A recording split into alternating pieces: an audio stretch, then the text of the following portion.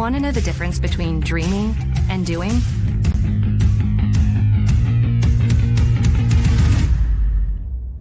Yeah, pretty much everything.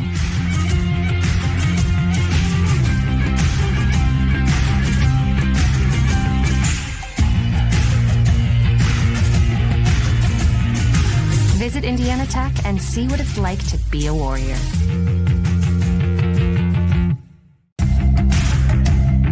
Tech goes by many names. Business, fine art, forensic science. Some think it's just technical. But really, tech means everything. Scholarships, internships, championships. It's professors who make time for you one-on-one. It's putting everything on the line. It can be fierce.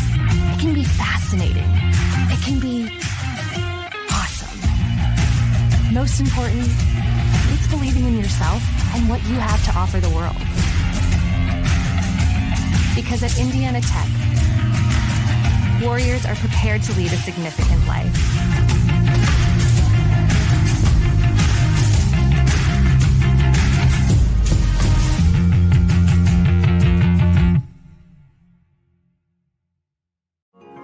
You're busy. You expect to say no sometimes. But what you didn't expect was a chance to say yes to a college degree while keeping your life. Indiana Tech is now offering Chicago area students undergraduate and graduate degree opportunities taught online by experienced faculty who care. Learn more at one of the new Indiana Tech enrollment centers in Naperville or Wilmette. I can turn this in early? Sure, whenever you're ready. Embrace the unexpected at Indiana Tech.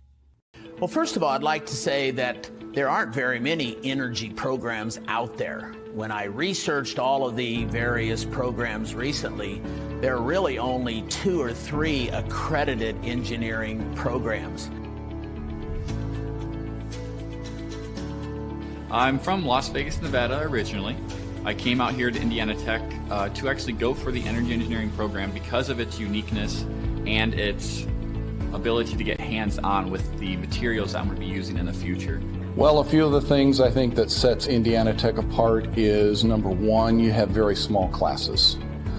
You have very close relationships with your professors. When you have a class of 10 people, it's much easier to get to know the professor and get in contact with him than if you have a class of 30, 40, or 50.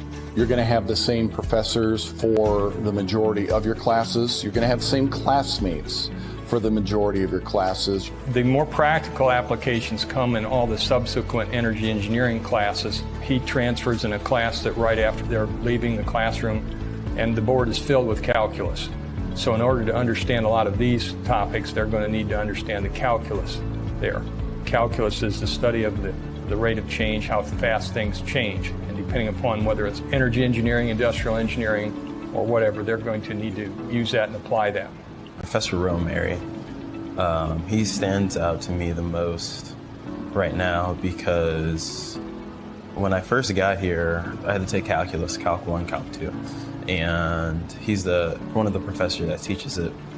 And he just really was a very kind and helpful guy, and he did whatever he could to help us out. He was very funny, always had a way of creatively teaching calculus to us that not a whole lot of people can do. And I think that and how he did it is going to be something that's going to stick for me for a very long time. The field work that Indiana Tech can provide here is, for example, we have a 10 kilowatt windmill that the students can work with. We have a geothermal system for a couple of the buildings for Utang-Sioux and for Zollner that uses geothermal principles to heat and cool the buildings in the summer and the winter. The PV array system, training system that we have down here in the basement allows us to wire up the panels we have down in the basement to set it up as a off-the-grid system or a battery bank system, which helps us because we can see every component of the system actually intertwining and how they work together, which is something that may not be easily visible when you're on the job site in a career. So definitely my internship at Super Value Incorporated was a very, very beneficial program for me to be in. It was more based on the process and logistical side of engineering of my degree, not necessarily the design aspect. It helped me really learn how the most efficient way to do a task and some of the boundaries that come with trying to make things more efficient. One of the things that we've been very fortunate here at Indiana Tech is that we've had a grant through AEP to help subsidize our students in taking some of the various trips in spring break. Over the last 4 years, I have taken, along with a couple of other chaperones, I've taken almost a couple of dozen students to a trip to Germany and Switzerland that focused on renewable energy. We've gone to Iceland last year, focusing on geothermal energy, and we just recently returned from a trip to Costa Rica. Just last year, I went to Iceland with a couple of our peers, not even just energy engineers, but a couple of other engineering majors went along with us. And for me, that was the highlight of my college time. I mean, we learned a lot about like geothermal systems and how they converted to a country of basically like ran just by geothermal. But it wasn't just learning about that, it was also learning about their culture as well, you know, and the past and the history and where they plan to go in their future. And all those things combined, I think, really kind of defines my experience here in Indiana Tech. You can be the smartest engineer in the world, but if you cannot talk to or work with other engineers and non-engineers, it's very hard to get anything done. I try to teach my students that while you may not like writing, it's going to be a part of the job. You have to communicate. If you're doing experiments or testing hardware in the lab, you need to write it up so that other people know what you did, and the customer may want to know what are the results of that test. Something I would remember most about the faculty would be just the one-on-one aspect of it and how open they are to hearing your problems and concerns and willing to assist you. Indiana Tech, with the class sizes being so small, you really get that one-on-one talking, everyday type relationship with your advisors and your professors. And having that is key to success, I feel, because being able to communicate with them and actually get your problems and questions across is going to help clarify things for you while you're in classes in school, which is going to set you up for success.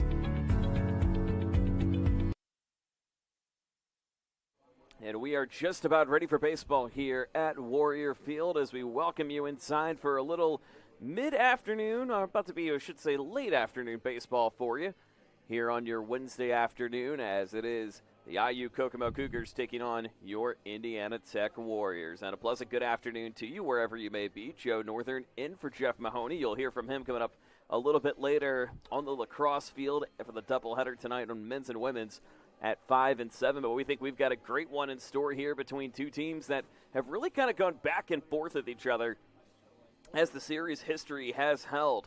In fact, with Indiana Tech leading the all-time series 8-5, but the Warriors, however, 2-2 with IU-Kokomo dating back to the 2024 series. They dropped the game here last year 10-6 here at home, but was able to win in Kokomo by 11-10, and then 6-5. 6-5 in game two, but then dropping the first one 1-14 and 7. So we'll look to see what happens here in this first game as, again, the Warriors currently number 22 in the country as they're going with number 31, Cale Ballman on the mound, looking for his first win of the season. 8 games, 2 saves, 8 appearances, 2 saves in the season, but 0-1. And this one is Steve right call, and we're underway. Or a ball call, I should say, and we're underway.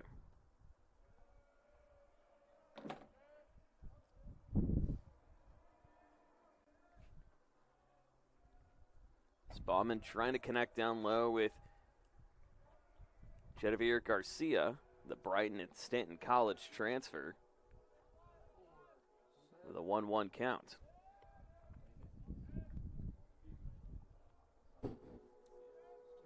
Bauman now going to be outside, make it 2-1.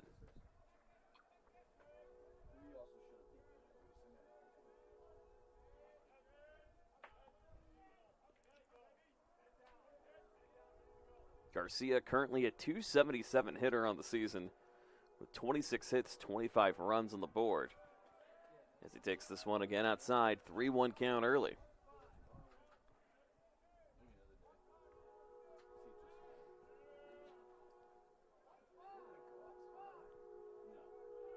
You can see Bauman trying to get the sign here. This one, swing down low, full count.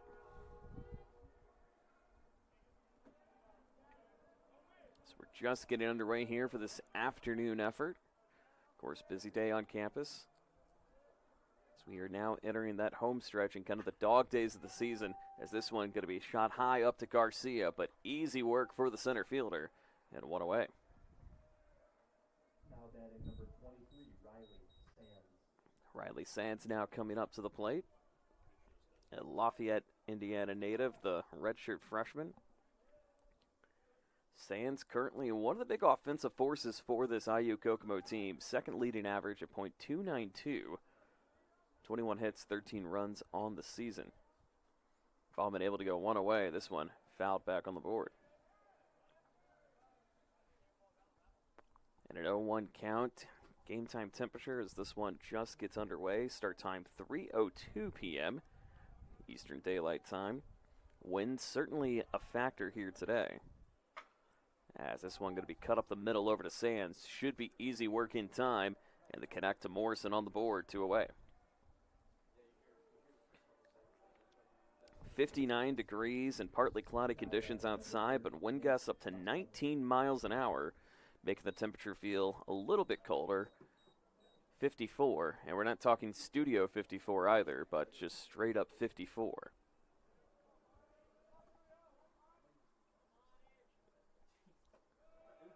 Nate Montgomery takes a steer right call.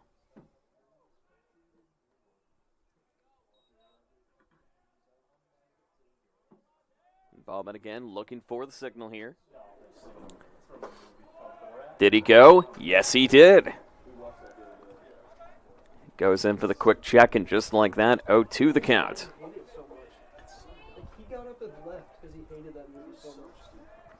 Montgomery now in control. This one going to be chopped up again to second, but in time, easy work for Morrison. And just like that, the inning is over. Or at least the top of the inning, I should say, is over. We go to the bottom of it. And the top of the lineup incoming for your Warriors here on a windy Wednesday afternoon. Try saying that 10 times fast. Back in a moment.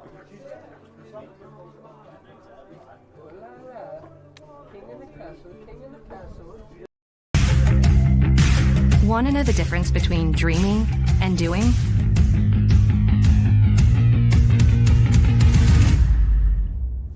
Yeah, pretty much everything.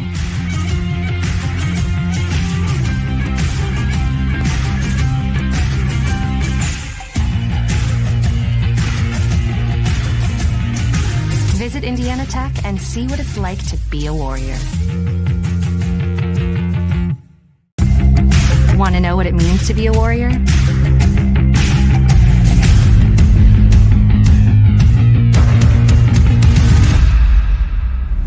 Yeah, pretty much everything.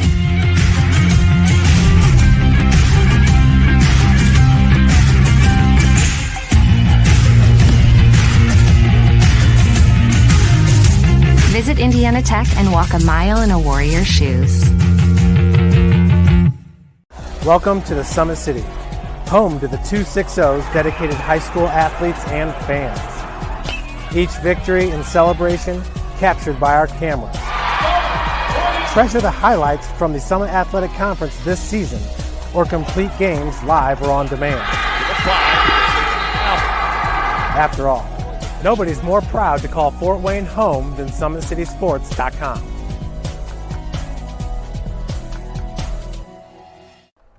We go to the bottom of the first. No score on the board. Just getting underway on a windy Wednesday afternoon, and great atmosphere going on right now. As it'll be led off by Jorge Santana, the Panama City, Panama native.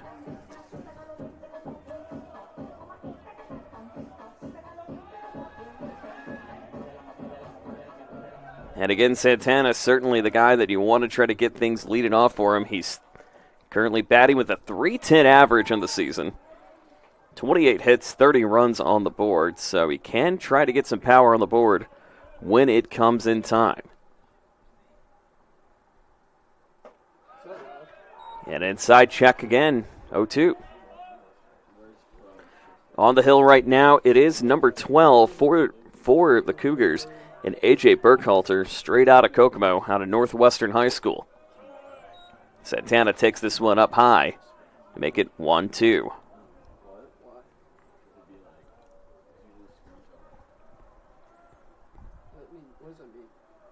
Pitch on the way from Burkhalter.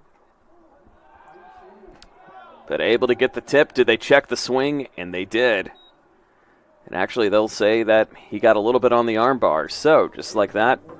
Now batting from Medway, Ontario, a quick little walk on the board gets Santana at first. With Ben Morrison now coming to the plate. Morrison, a .283 hitter, 4 home runs, 25 RBIs in the season. A.J. Burkhalter currently coming in today. 24 strikeouts, about a 7.29 ERA. And you can see the connection trying to get it over there in time with Napier to try to toss out Santana, but could not get it to go. Morrison now the .283 hitter. You can see Burkhalter trying to keep an eye on Santana as he quickly goes back. Make it a 1-0 count.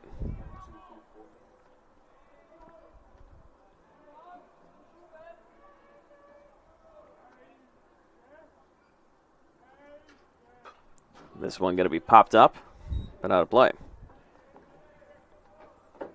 One thing to note about Santana, too, is that he is awfully speedy when it comes to stolen base attempts. In fact, he's perfect at an 11 of 11, tied up top there with Derek Rees in the season. Connection up over to Morris. This should be easy work, or will it? Santana advances on. But Morrison going to go for the sacrifice advance. Now stepping to the plate from Lafayette, Indiana, number 18, Garrett Rainey. Garrett Rainey now coming to the plate, the sophomore out of Lafayette Jefferson High School.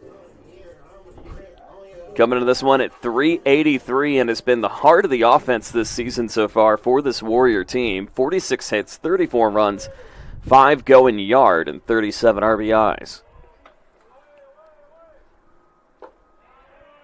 But gets this one checked in time, make it 0-1.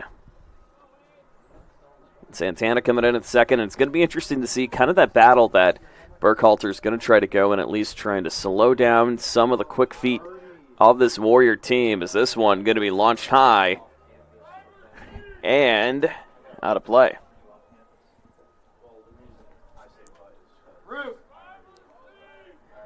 As that one getting to the heart of the roof, but thankfully no damage or classes interrupted in the meantime.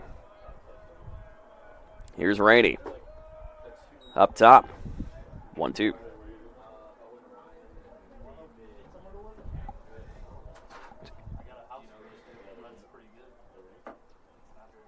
Burkhalter again looking for the signal, trying to slow down Rainey. He's got a man on second right now.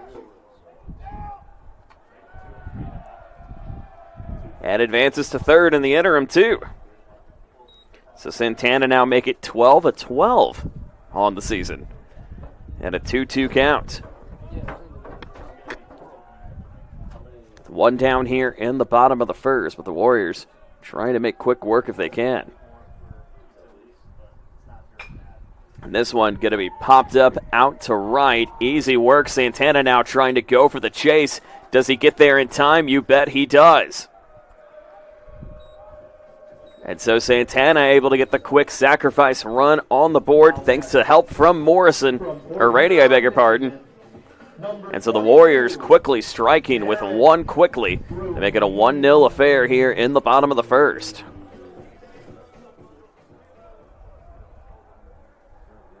Derek Ruiz coming in now. Ruiz, a 24 RBI hitter on the season, averaging out literally 1 of 3, or his pretty close near as you can get to 1 of 3 at .333 on the season. Burkhalter gets this one up top, 1-1.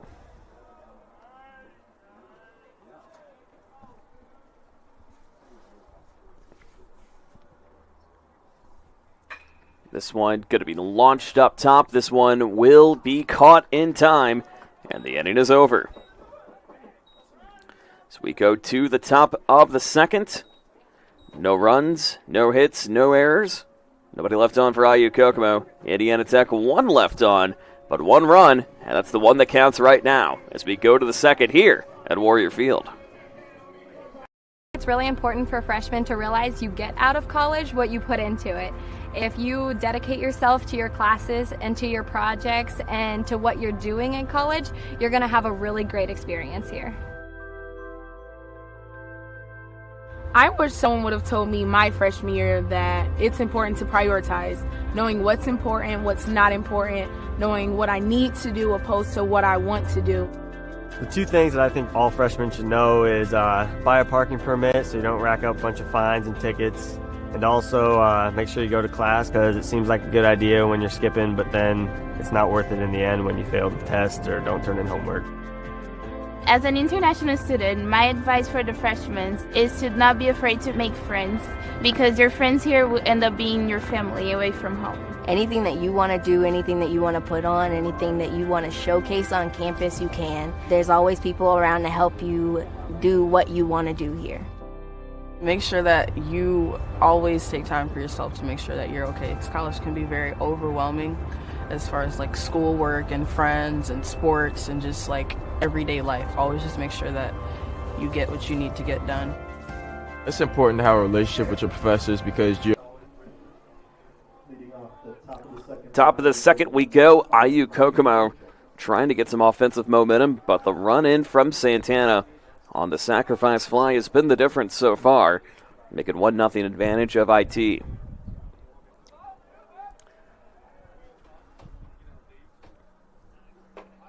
As Roddy Rochelle, the Lincoln Trail transfer, takes 0-1 to start. 270 hitter on the season, 22 RBIs. And Gail Bauman right now with only 11 pitches as it stands at the moment. This one grounded up in there to make it 1-1.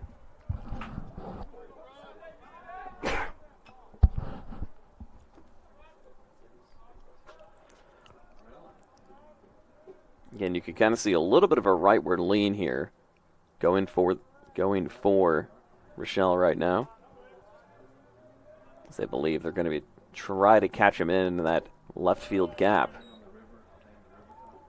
This goes down 2-1.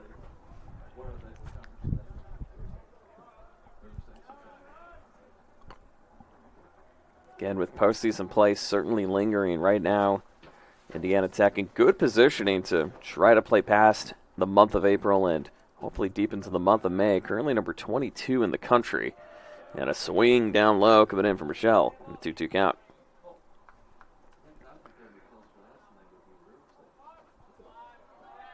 As they've gotten some very key wins this season. Wins over at the time number 2, Georgia Gwinnett. Number 4, Tennessee Wesleyan. Getting the receiving votes, wins over Madonna as well. Of course, it won't get easier the rest of the way. Never does with a full slate of league play coming up. So they'll head over to Grand Rapids and DeWitt Field for Cornerstone for the doubleheader on Saturday. Before Sunday, welcome in Siena Heights for their swan song as Rochelle goes down. And a strikeout. First one of the game for number 31 in Bauman this afternoon. So a great strikeout in the meantime adds up to his 14th of the season.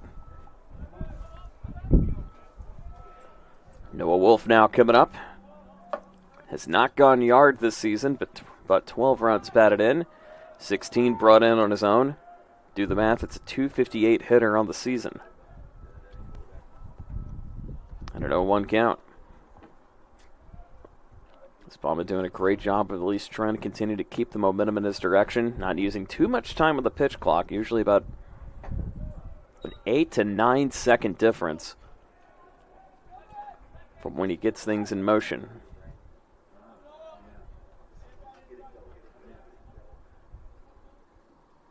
And Bauman now again looks. And the pitch. Didn't go on that one. 1-1.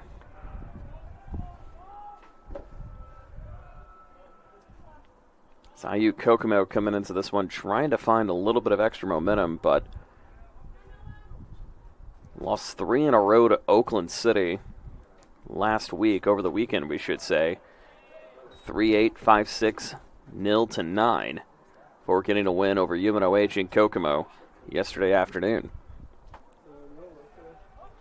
3-1 the count. Bauman again looks. And he went. It's a 3-2 count. He was walking down thinking like, wait a second, am I done? You're not yet. But he could be. Bauman now looks to connect. This one going to be popped up out to right. This one will drop. IU-Kokomo benefiting from Noah Wolf as he goes far, but able to slide down home in time. As he took a little bit of kind of an aerial twirl to it seems like, just running up to the left of first, but still able to touch it in time. So a leadoff hit for IU-Kokomo. Or another hit, we should say, for IU-Kokomo, their first of the game. Led up by Wolf with 1 out here at the top of the second. And now Wolf again certainly going to be hungry to try to get some runs on the board with Brock Tallman now at the plate. But do they get Wolf? They don't. So they'll be looking again to try to rely on that connection with Morrison.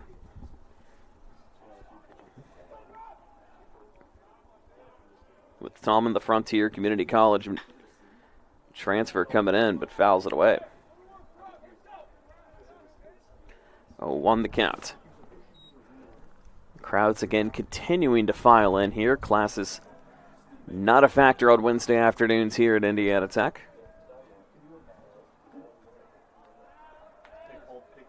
Some people trying to get on the nice grassy knoll in front of Orpeza Hall. But the Adirondacks still open. Make it a 1-1 count.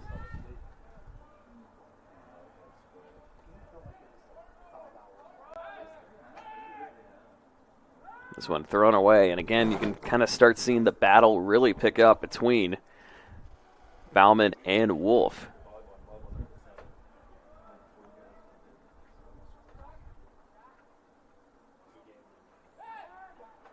Does it continue? They didn't get him, so the third attempt still not working, and we're still in a 1-1 count.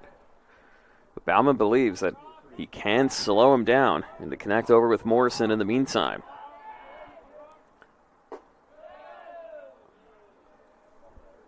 That one will go just a little outside. 2-1.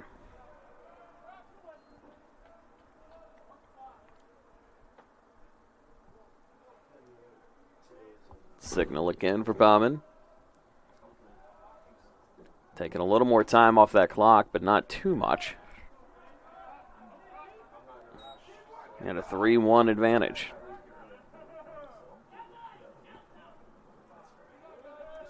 Tallman trying to at least to move up Wolf a little bit. But he certainly feels a cause for concern right now. Maybe even try to throw him off in the bulk if he can. Bauman now. Looking to connect with Lucidic and a steal right call. Interestingly enough, only one walk here today. And that was even a hit, and that was actually just the hit by pitch, but that one has made the difference. It's been the one run on the board for Indiana Tech.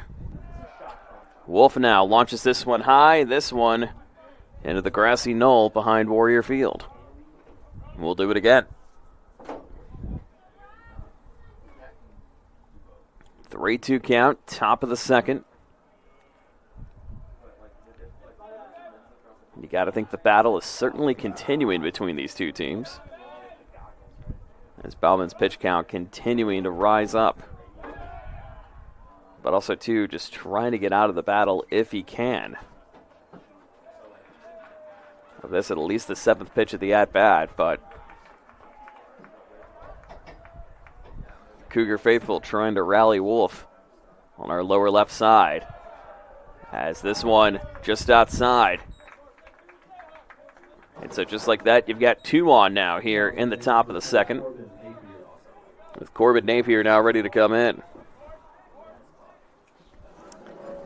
Napier wearing number 4. 15 RBIs, 16 runs, 289 hitter. Runners now at first and second, and Bauman's going to have to try to get himself out of a jam if he can here. Is this one going to be popped up, but off to the roof?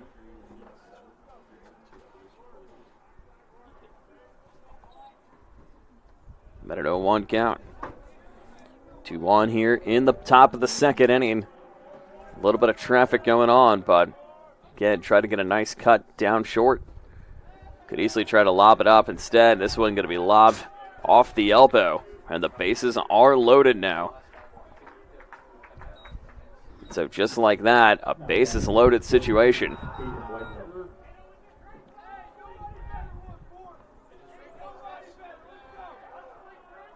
And it'll be up to Caden Whitehead, the Danville, Indiana native here, wearing number 14. Bauman's going to have some work left to do here.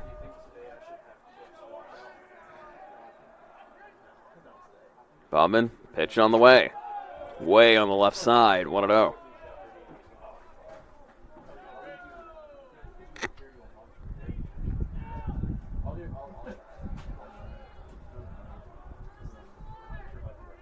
Still looking to connect again once more. This one goes in time. Make it 1-1.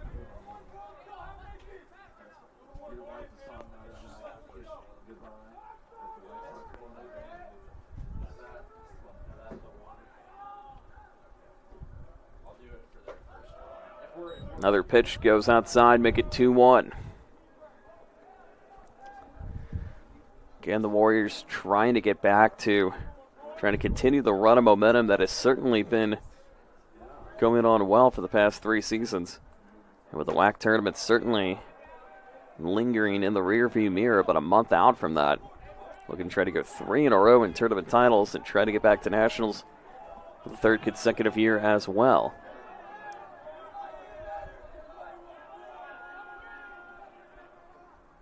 With a goal of certainly trying to go to Lewiston in the mind of many.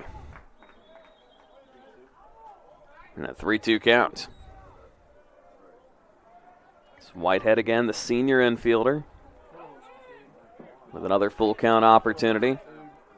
Warriors certainly need to try to get themselves out of a jam here. And he got him. So a delayed call nonetheless keeps the runners at bay, and the lead still alive at 1-0 here in the top of the 2nd. It's a nice, great strikeout again, coming in off the hands of Bauman to shut Whitehead down. And now Jude Ruddy coming up to plate.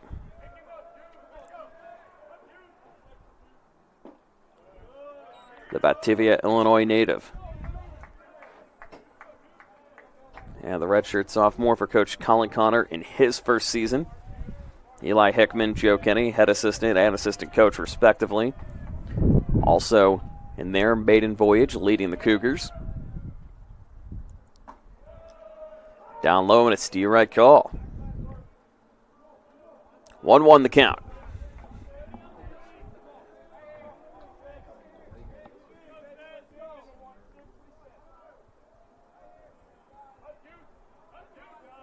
Bauman now again looks. And the pitch. Fouled away. You can hear the words, at least we can hear from our vantage point, go to war, and that's certainly what they're going to try to do here. With a 1-2 count, and the wind certainly kind of blowing in the faces for the most part here. This one in time. And a clear traffic opportunity certainly benefits IT as we go to the bottom of the 2nd inning. Only 1 hit, but all 3 left on. Indiana Tech coming up when you come back.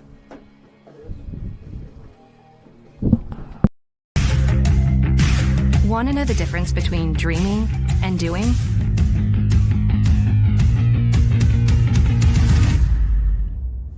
Yeah, pretty much everything.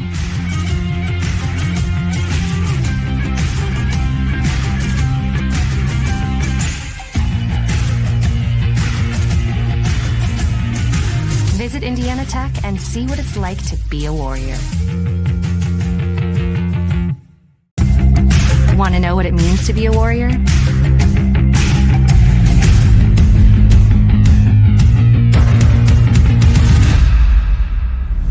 Yeah, pretty much everything.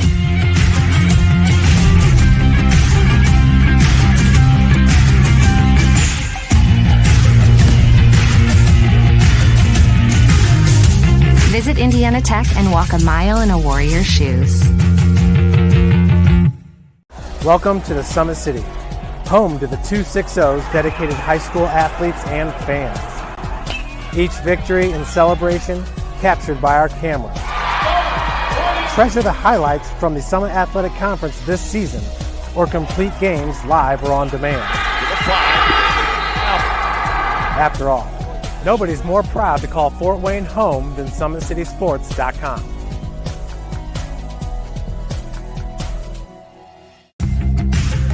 You want to know what's possible at Indiana Tech?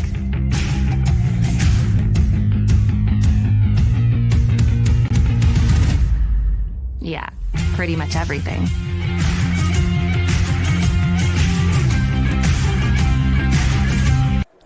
Ben Hammond at the plate as we go to the bottom of the second in what has certainly been a defensive duel so far here today in a bend but not break situation for Cale Bowman, who had all three on at the top of the second inning but was able to get out of traffic unscathed. And a 1-0 lead advantage for the Warriors. Joe Northern in for Jeff Mahoney. He'll join you for lacrosse coming up at 5 p.m. right here on the Indiana Tech YouTube channel.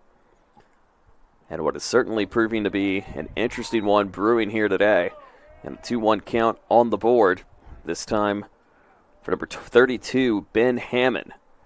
262 hitter with a 1 home run, 10 RBIs in the season. This one going to be checked in time, 2-2.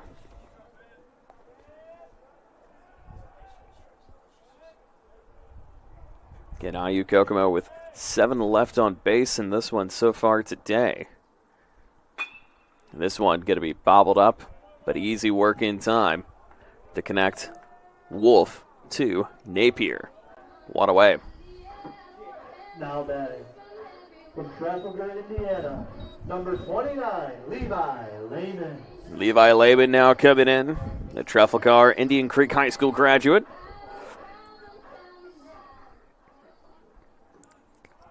Lehman, the designated hitter in the order.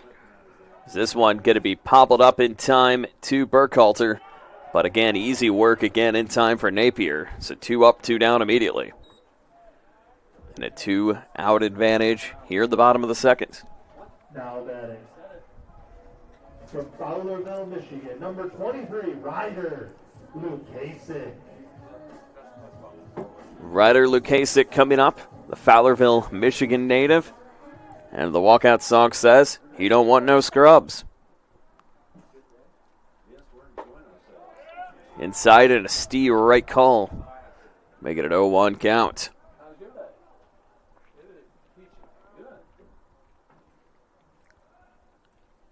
Signal again inside 0-2. And again, giving credit to Burkhalter, who's done a great job of at least slowing down the momentum for the Warriors here today and just trying to go quickly. 1-2-3, 1-2-3. This one's going to be popped up in time for Lukasic. And an easy grab by the shortstop in Garcia. So just like that, the inning is over. Quick 1-2-3 on the board as we go to the top of the third inning. 1-0 advantage of the Warriors here at Warrior Field. Want to know what it means to be a warrior?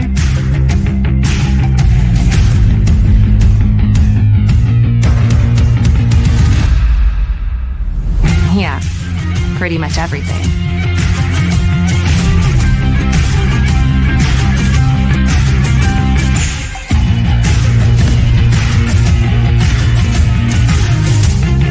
Indiana Tech and walk a mile in a Warrior's shoes.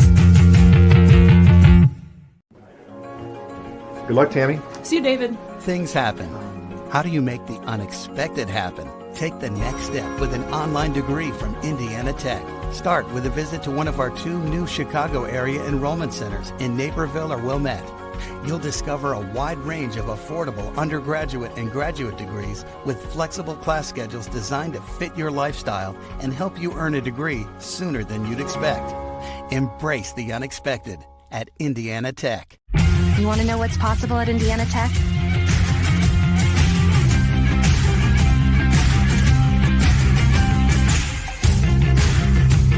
Visit Indiana Tech and see what it's like to be a Warrior.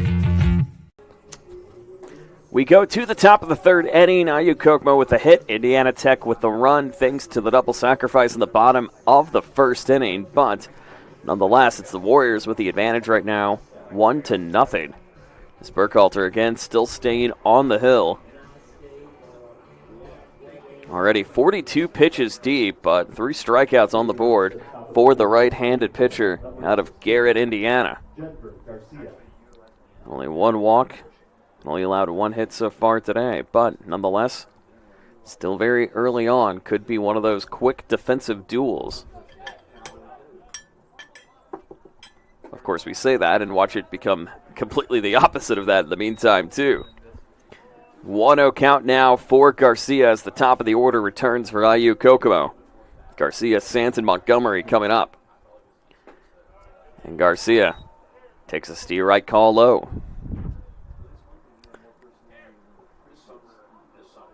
1-1 count. Here's the pitch. This one fouled away, 1-2. So again, quick turnaround for the Cougars as they got the win yesterday over the Racers in Kokomo. The Racers of UNOH, I should say. Indiana Tech coming off a loss to Indiana Wesleyan yesterday, 6-12. As this one's going to be popped up high out to right field, and it is going to go foul. As the chase was certainly going on for number 11 and Dane Richards. Just rushing all the way. Some of the batting cage protection. And the pitching protection too, but nonetheless, still fouling away at a 1-2 count. But you can't discredit a man for trying, though. But you also got to look out for safety, too, on top of that. So as they clean up home plate, Garcia still coming to battle here. Bauman trying to get him out. So the wind certainly picking up a bit. This one up high, 2-2.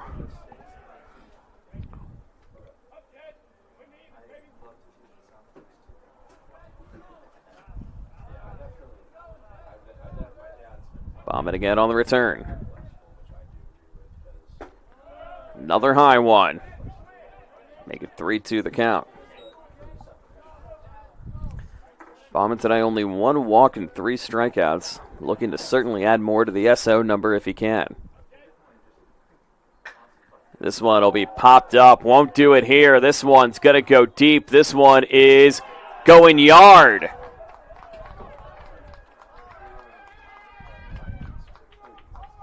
And so IU-Kokomo able to get a quick home run on the board in the game, even now at 1.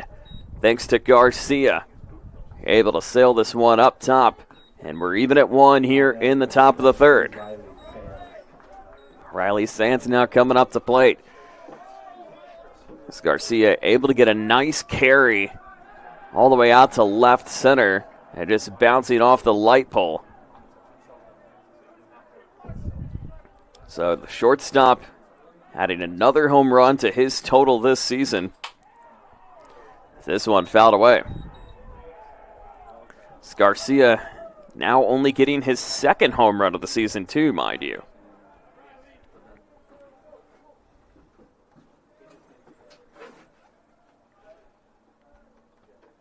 And an 0-1 count now on the way. for Sands. Again, a team that you don't see too many home runs being hit, but nonetheless, they were able to go yard in time. And a 1-1 count here in the top of the third.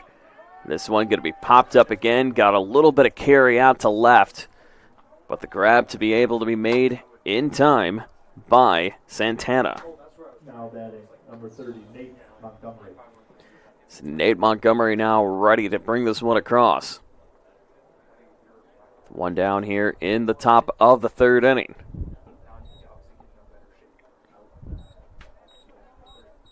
Montgomery again, big source of the offense, 350 hitter.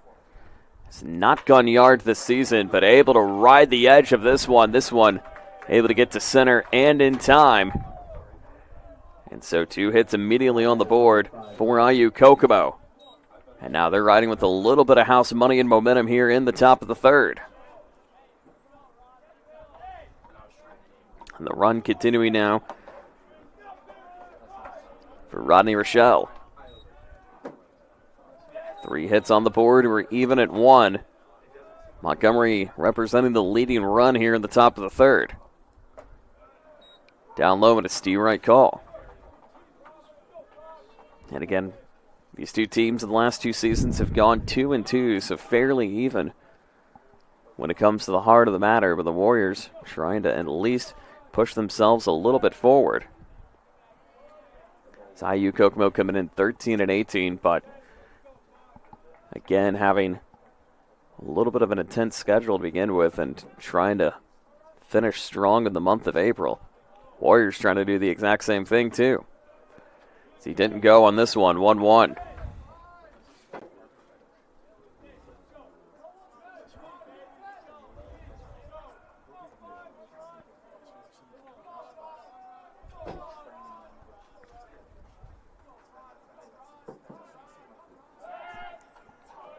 No tag out in time there.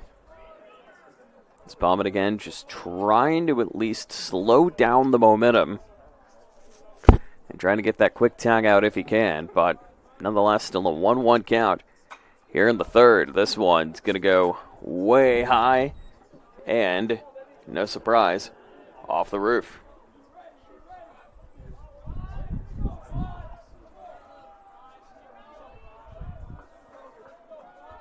One, 2 the count now.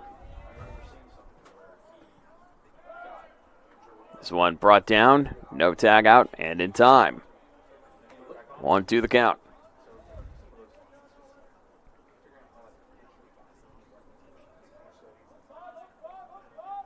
Signal from Bauman. Pitch inside.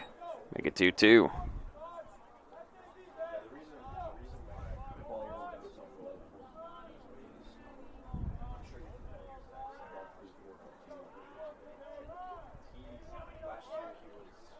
Pitch on the way now, coming again from Bauman. A swing and a miss, but they're going to rule it a foul tip. As Rochelle, however, got it edged off the bat for a moment, so he still will play on, and a 2-2 count.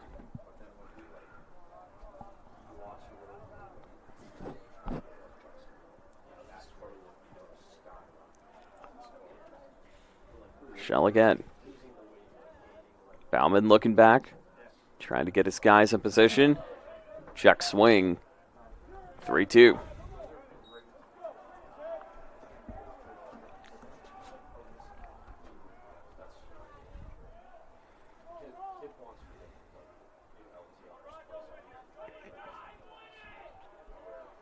Bauman again looking back. Rochelle fouls away, and we'll do it again. Our count the 9th pitch of the at-bat incoming. Rochelle's done a great job of trying to go to battle with Bauman. The leading run at first base in Montgomery. Bauman's done a great job of trying to get himself out of traffic so far. This one down low. Still going to be a walk anyway, no matter what. So runners now in first and second. You got one in scoring position ready to roll. And an opportunity upcoming now for number 7 and Noah Wolf. Wolf already 1 of 1 today.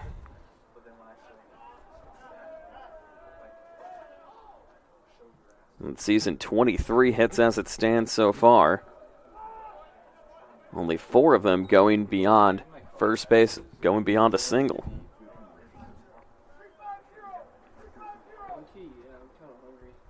No 1 count. The Carl Sandburg Community College transfer. Swing and a miss, 0-2.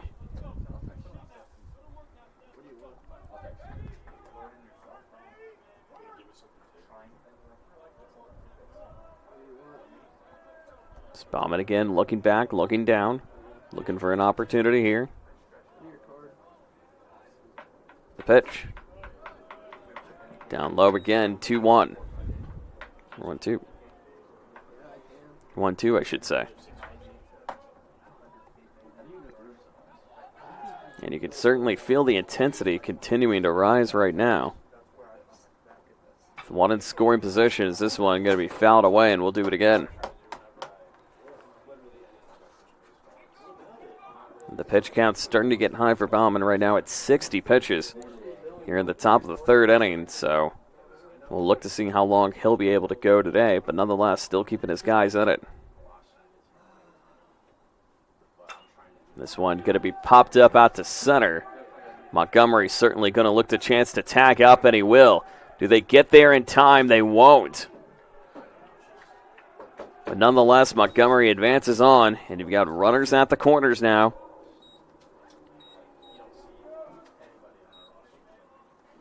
Here in the top of the 3rd.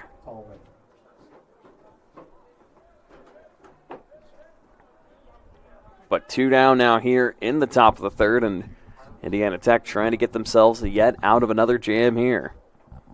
Bauman in control.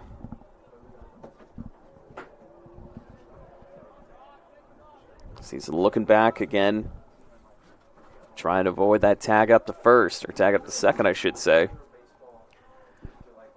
As Rochelle certainly still hanging out in there.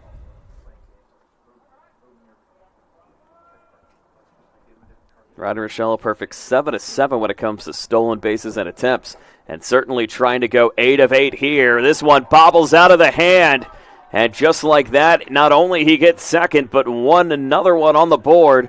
And IU-Kokomo certainly riding some extra momentum here. And the miscommunication from the catcher. From the catcher in Lukasic, could not get it to go to Ruiz. And IU-Kokomo now with a 2-1 advantage. And a 1-0 count here in the top of the 3rd, 2 down.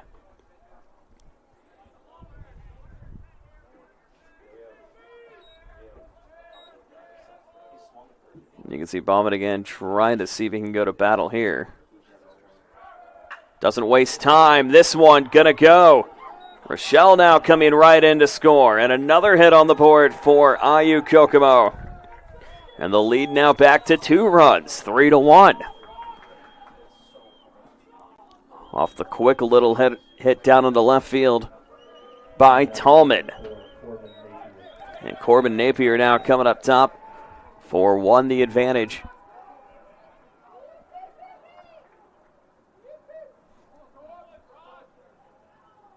3-1 the advantage, I should say. This one going to be broken up to second. Easy throw out in time, and the inning is over. But not before a 3-run inning and 4 hits on the board for IU-Kokomo. As we go to the bottom of the 3rd, 3-1 Cougars lead. Warriors trying to battle back in a moment. It's really important for freshmen to realize you get out of college what you put into it. If you dedicate yourself to your classes and to your projects and to what you're doing in college, you're going to have a really great experience here. I wish someone would have told me my freshman year that it's important to prioritize, knowing what's important, what's not important, knowing what I need to do opposed to what I want to do. The 2 things that I think all freshmen should know is buy a parking permit so you don't rack up a bunch of fines and tickets, And also make sure you go to class because it seems like a good idea when you're skipping, but then it's not worth it in the end when you fail the test or don't turn in homework. As an international student, my advice for the freshmen is to not be afraid to make friends because your friends here will end up being your family away from home. Anything that you want to do, anything that you want to put on, anything that you want to showcase on campus, you can. There's always people around to help you do what you want to do here. Make sure that you always take time for yourself to make sure that you're okay, because college can be very overwhelming as far as like schoolwork and friends and sports and just like everyday life. Always just make sure that you get what you need to get done. It's important to have a relationship with your professors because you become more personable with them. You start to engage in the material more. They can give you recommendations, especially once you get out of college. You definitely want to put them down as like references. And if you have a better personal relationship, it just makes the whole learning experience go smoothly.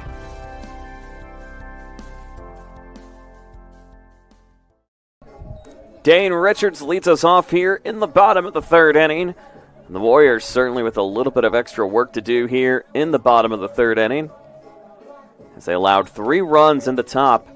And now again, we'll have some work to do as the near bottom of the order it'll be Richards, Pudelik, and Santana coming back in for IT. So the Warriors, despite the 1 run on the board, have not been able to get a hit so far in this one off the arm of Burkhalter, with this only being his 24th pitch. It takes ball 1.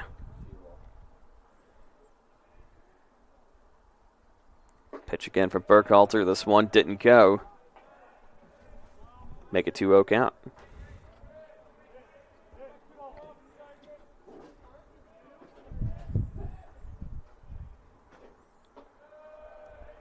Still didn't check it. 3-0. So Burkhalter now in a 3-0 situation. IT trying to find at least some offensive momentum if they can. They trail by 2. This one did go, however. 3-1.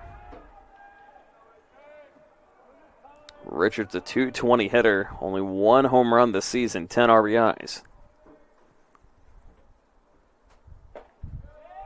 Cuts it a little bit to the left, and he'll get on first immediately with a leadoff walk. Here at the bottom of the third. At the bottom of the order now coming up in Jeremy Pudelik. A .333 sophomore, or shortstop, I should say. But it looks like a conversation going to be coming up to the mound to A.J. Burkhalter. As again, he's got IU-Kokomo in a good spot, but now you got that tying run on base. The coaching staff and Eli Hickman and company encouraging him, and Eli Hickman, Colin Connor, and Joe Kenny encouraging him. But it'll be Jeremy Pudelik now coming in, the Waterford, Michigan native. Santana coming up on deck as well, mind you. The runner on here in the bottom of the third inning. This one down low.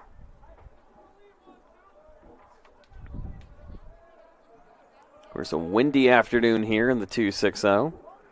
Spring beginning to rise a little bit, starting to see some blooms on the trees. Out past Lafayette Road in our distance. Actually not Lafayette, but another one in our distance, we should say. And a quick whistle and a steer right call. Or a ball call, 3-0.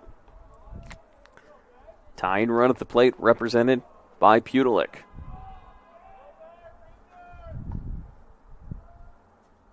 Pitch on the way from Burkhalter. Got it to go, and just like that, 2 back-to-back walks on the board. Now stepping to the plate, number 51. And number 51 in Jorge Santana. With an opportunity to try to blow the door open if he can. 27 runs this season, 9 RBIs. 26 hits overall. Good OPS for him, too, at .799. Getting on base at .477, so nearly 1 in 2 chance he could find a way to get on for you. As he takes ball number 1. So we're starting to see Burkhalter again slow down a little bit, as he's had more balls than strikes thrown here in the bottom of the third inning. This one nearly deflected off second base, interestingly enough, to try to slow down the runner in Richards, but nonetheless, still 2 on here with nobody out in the bottom of the third. And Burkhalter trying to slow it down if he can. That a steer right call. 1-1 the count.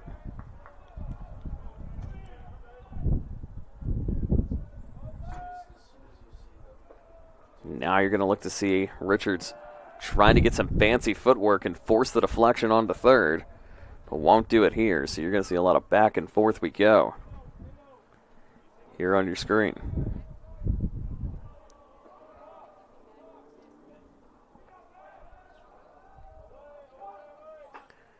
This one going to be a little low roller up to the mound. At least will advance. He threw it away. He threw it away. Richards is going to come home. Now another opportunity for IT to come home. Pudelik able to get it in time as Santana was brought down, but nonetheless, 2 on the board for IT.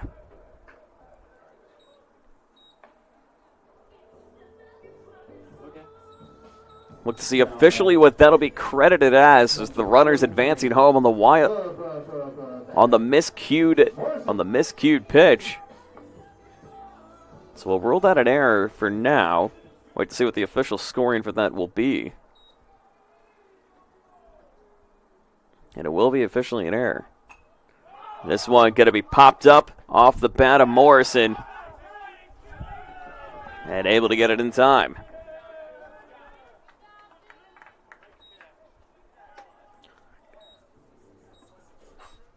Now stepping to the plate, number 18. This will be number 18. Garrett Rainey coming in now. Rainey still looking for his first hit of the afternoon. So he was hit by the pitch early on in the bottom of the first inning. And you can see Santana trying to get some more fancy footwork. It helped him get home for the first time today. The first run on the board today. But does it continue here? No check here and a ball. 1 down here in the bottom of the third inning. We're even at 3. Santana representing what could be the leading run. Didn't go there. 2-0.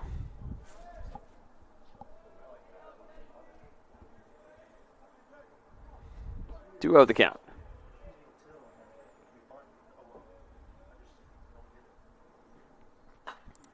This one going to be popped up, but way out of play. We'll do it again. 2-1 the count. The .383 hitter. 5 home runs, 37 RBIs in the season.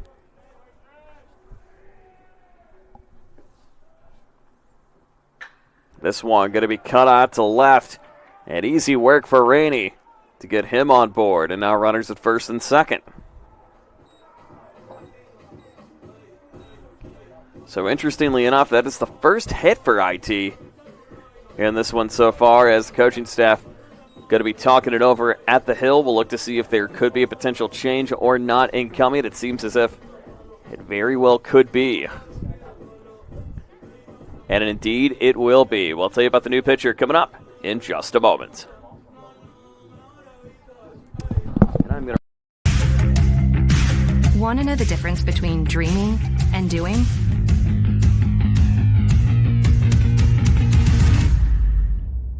Yeah, pretty much everything.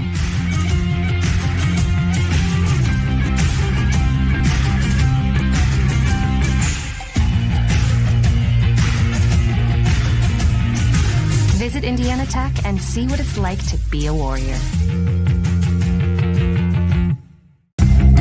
Want to know what it means to be a warrior?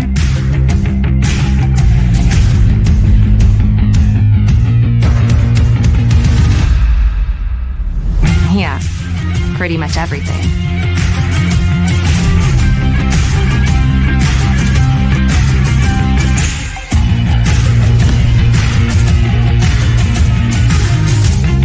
Indiana Tech and walk a mile in a Warrior's shoes. Welcome to the Summit City, home to the 260's dedicated high school athletes and fans. Each victory and celebration captured by our cameras. Treasure the highlights from the Summit Athletic Conference this season, or complete games live or on demand. After all, nobody's more proud to call Fort Wayne home than SummitCitySports.com.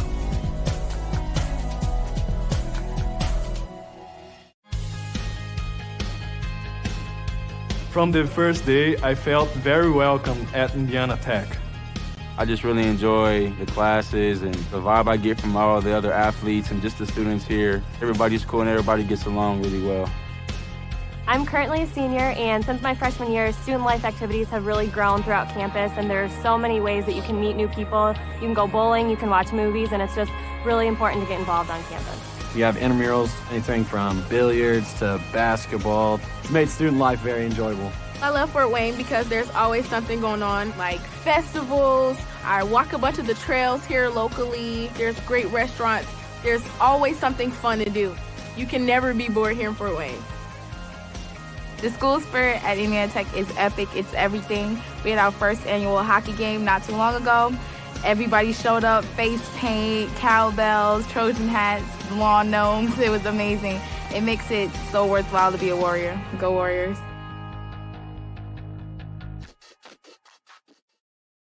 You want to know what's possible at Indiana Tech?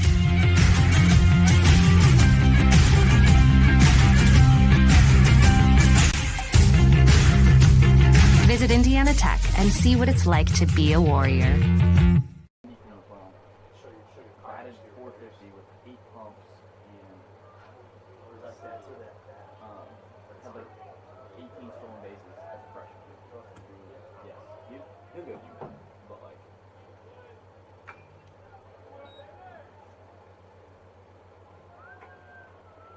Jack Kaiser, he went D1 in football. But went to Notre Dame. In the NFL. Yeah, he broke every rushing record in Indiana with like seconds.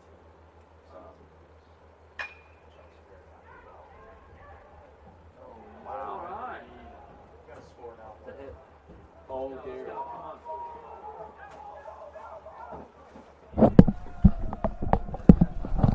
Quick run in time on the board, and just like that, the Warriors now have the bats light up again here in the bottom of the third inning. With a quick double on the board, coming off the hands of Derek Ruiz. And a 4-3 advantage of IT.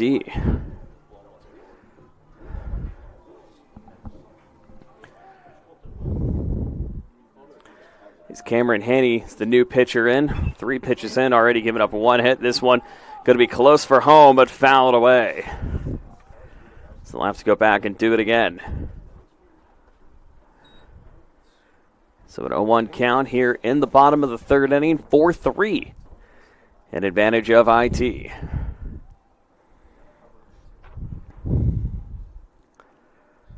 As they look for the signal here.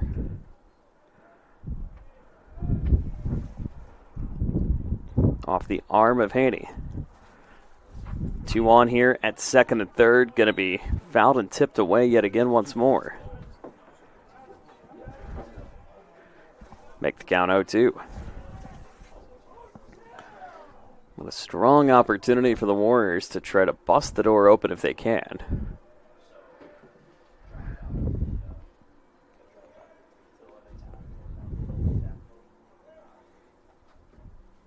Pitch on the way. Low and away. 1-2 count. Hammond 262, still trying to get on base for the first time today.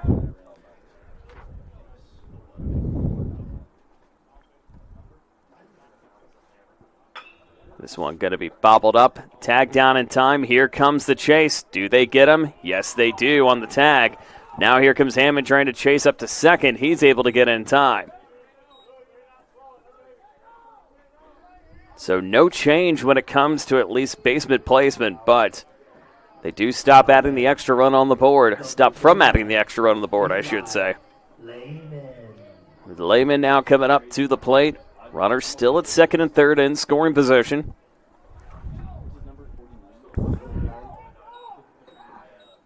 Lehman wearing number 29 today. The designated hitter, 333 on the season. But trying to at least break the door open if he can. It's the Warriors with a 4-run third inning. This one, you get a pop-up out to center. And easy work in time in center for the Cougars in number 5, Rodney Rochelle. And the inning is over. But not before. 4 runs on the board for IT. As they're able to try to pull ahead quickly here in the bottom of the third. We go to the fourth. 3-4 advantage of the Warriors. Want to know the difference between dreaming and doing?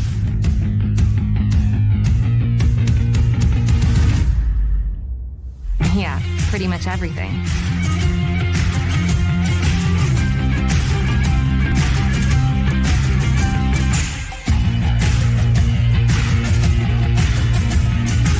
Visit Indiana Tech and see what it's like to be a Warrior.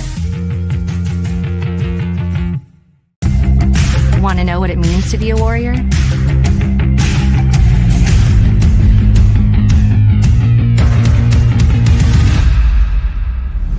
Yeah, pretty much everything.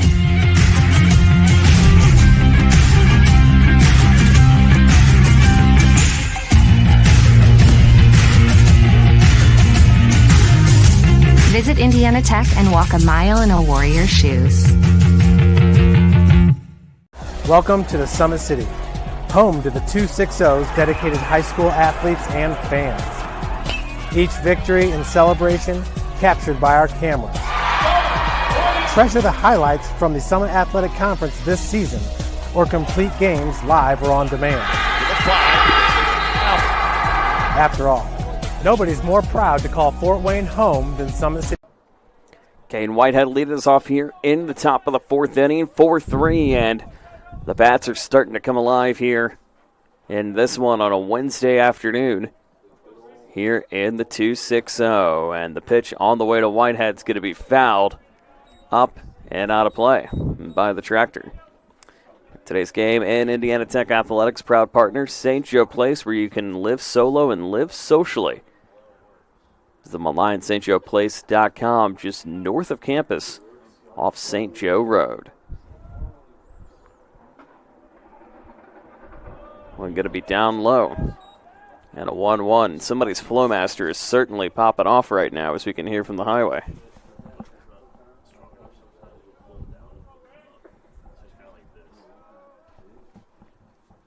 By Flowmaster, we mean the exhaust system. This one going to bounce up in time. Do they get there? They got him! A nice connection again, coming from the hands of Pudalik all the way in time to Morrison. And one away immediately. Now batting number 6, Jude Ruddy. And a quick way to get one away in the meantime.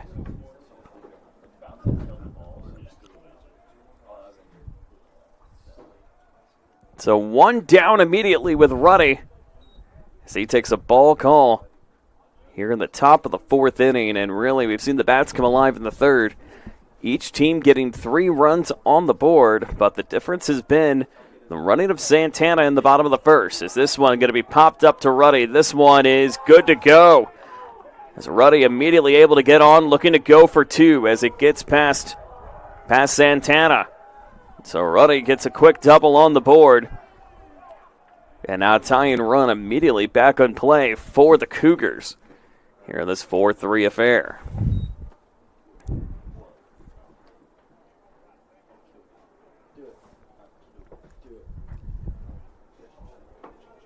And the run's certainly coming alive as it stands right now, and a conversation going to need to be had at the plate with Cale Palman, as we'll have a new pitcher coming in. We'll tell you about him in a moment.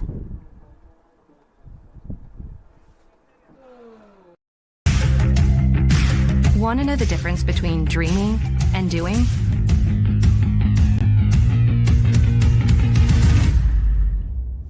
Yeah, pretty much everything.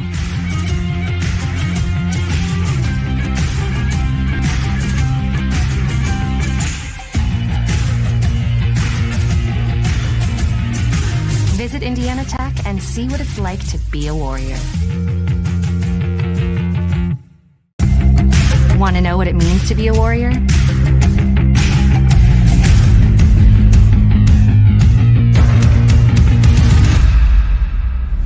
Yeah, pretty much everything.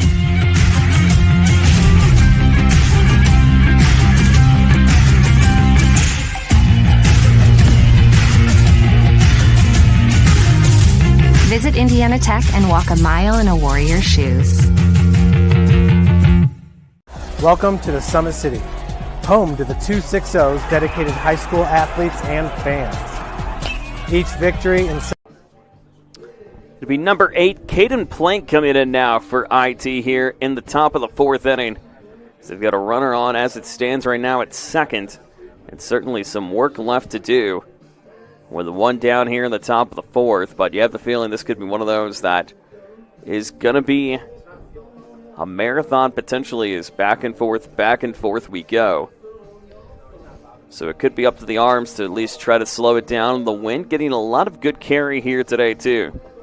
Plank entering for the 11th time this season. He's got 2 saves, 2 starts underneath his belt, we should say, but a perfect 5-0 on the season. Low ERA of 1.15. So we'll look to see if Plank is going to try to at least strike to get his offense in momentum, or his defense in momentum, to slow it down.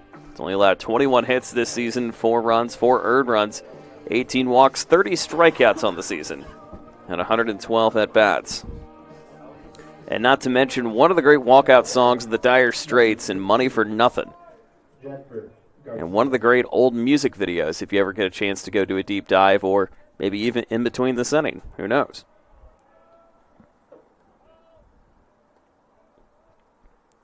Garcia again, top of the order incoming for IU-Kokomo. Going to be way off top as they rule it a hit by pitch for Garcia. So it looks like it kind of went off his foot from our vantage point. And so just like that, runners on first and second here in the top of the 4th. And Sands coming in now.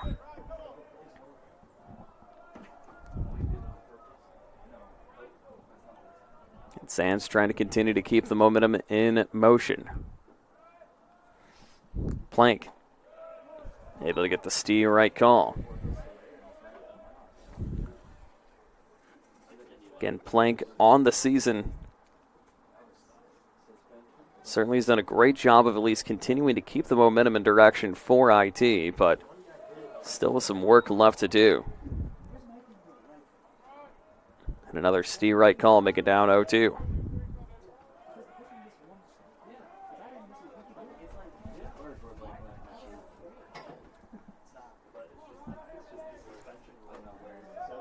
Pitch again on the way. That's going to be down low, 1-2. And a reminder, lacrosse is going to be coming up later today. There will be a separate feed for that right here on the Indiana Tech YouTube channel. So if you go into the channel, you'll be able to see video links for the women's and the men's matches. That'll begin just before 5 p.m. About less than half a mile from us, probably less than a quarter of a mile from us, as this goes down to make it a 2-out count. And Nate Montgomery returning. He's already got a hit today in 2 at-bats. Certainly some work left to do here. But 2 on here in the top of the 4th inning. This one going to be cut up the middle. Should be easy work in time, and the inning is over. And that connection we've seen today between Ruiz and Morrison certainly paying dividends. With 2 left on for IU-Kokomo, we go to the bottom of the 4th. Warriors up by 1. Coming up to the plate, we should say. It will be Ludasik, Richards, and Pudlick. Bottom of the order when you come back. it's really important for freshmen to realize you get out of college what you put into it. If you dedicate yourself to your classes and to your projects and to what you're doing in college, you're going to have a really great experience here. I wish someone would have told me my freshman year that it's important to prioritize, knowing what's important, what's not important, knowing what I need to do opposed to what I want to do. The two things that I think all freshmen should know is buy a parking permit so you don't rack up a bunch of fines and tickets, and also make sure you go to class, because it seems like a good idea when you're skipping, but then it's not worth it in the end when you fail the test or don't turn in homework. As an international student, my advice for the freshmen is to not be afraid to make friends, because your friends here will end up being your family away from home. Anything that you want to do, anything that you want to put on, anything that you want to showcase on campus, you can. There's always people around to help you do what you want to do here. Make sure that you always take time for yourself to make sure that you're okay, because college can be very overwhelming as far as like schoolwork and friends and sports and just like everyday life. Always just make sure that you get what you need to get done. It's important to have a relationship with your professors, because you become more personable with them. You start to engage in the material more. They can give you recommendations, especially once you get out of college. You definitely want to put them down as like references, and if you have a better personal relationship, it just makes the whole learning experience go smoothly.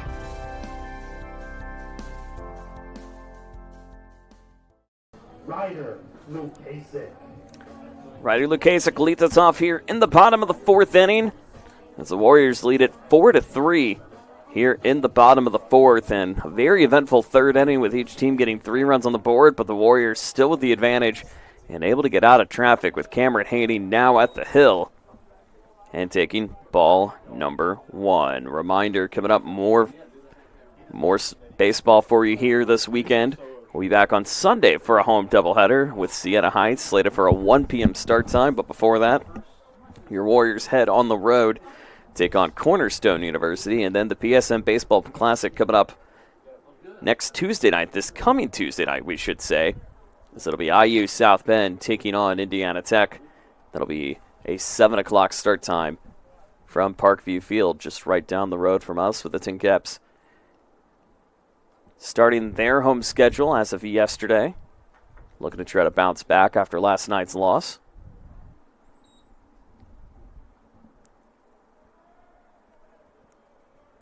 And a signal and waiting opportunity again for Lukasik. I beg your pardon. 250 hitter.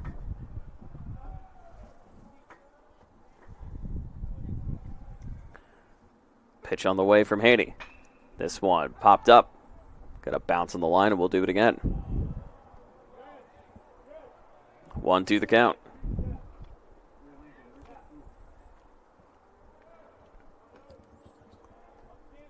So he's trying to continue to go to battle right now. Paid attendance is what the stats show us right now. 75 here today. At least that is what the official game stats say of attendance.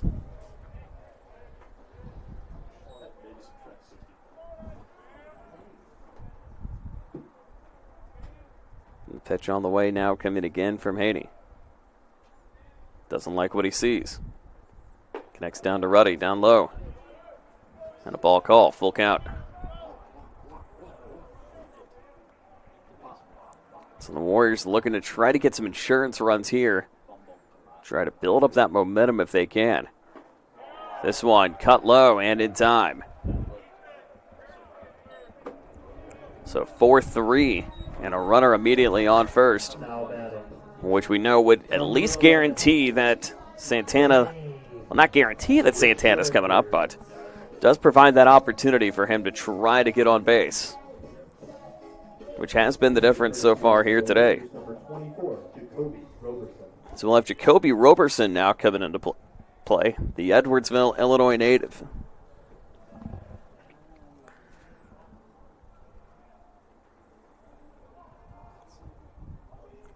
Roberson, a 250 hitter. 9 hits, 7 runs. This one goes up over the head and just gets over the top of Haney. Roberson able to get on first. And a quick run from Lukasik all the way to third. So the pinch hit certainly working in the advantage for IT. And just like that, runners at the corners, nobody out here in the bottom of the fourth inning. Number 20, Jeremy Pudlick. Jeremy Pudlick representing the bottom of the order. Still with nobody out. And now the Warriors really trying to find a way to open it up if they can. It's Pudlick. Well, looks like he's going to have to play a little bit of a battle, and it looks like a battle going to go back and forth between Roberson and Haney at first for the moment. With Pudlick now. Looks for the signal. Fakes it away. Not sure if he's got a little bit of a spidey sense going on that he really wants to throw the man out at first. That's been a common tendency we've seen from him here today.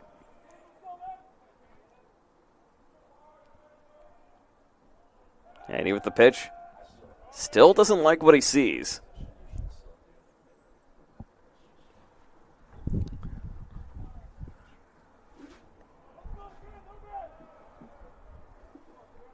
Pudlick again, 24 runs of the season, still looking for his first RBI.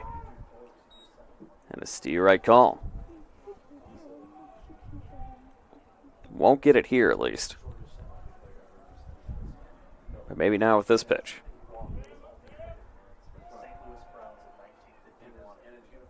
Thrown down. So we're certainly going to continue to see that battle going back and forth we go here in the bottom of the fourth inning. Doesn't like what he sees. Now he does. Here's the pitch. Going to go for the bunt squeeze. It doesn't go. So they keep it 1-1. So he did not get over the plane. 1-1 count. Clearly going to try to go for the check. And they'll give him the foul in that time. So he goes again for the steal right call off the foul tip. 1-2 the count. See if he can at least try to get a squeeze bunt to maybe force a little bit of chaos here. The sacrificial opportunity, but maybe he'll find a way just to cork it. And that's exactly what he's going to do here. 1 run will score. As Pudlick able to get one quickly on the board. And just like that, the game of chicken certainly benefits an advantage for Pudlick. And Santana coming to the mound, or coming to the plate, we should say. And Santana now with 2 on. Nobody out here in the bottom of the fourth inning. And the Warriors now certainly trying to find a way to break the door open if they can.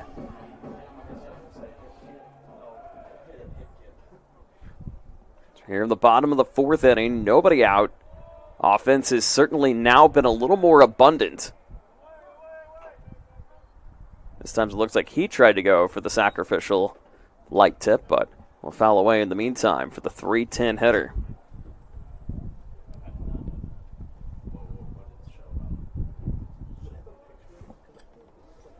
A 3-10 hitter from the heart of Ciudad de Panama.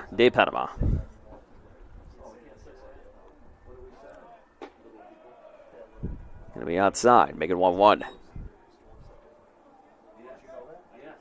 5-3 advantage of IT.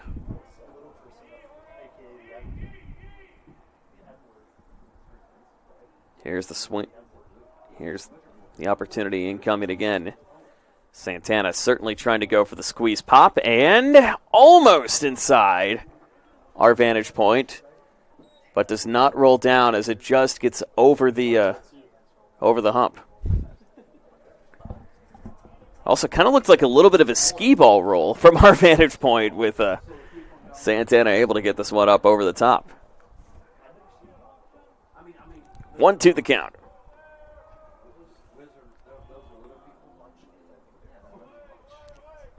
This one outside, 2-2.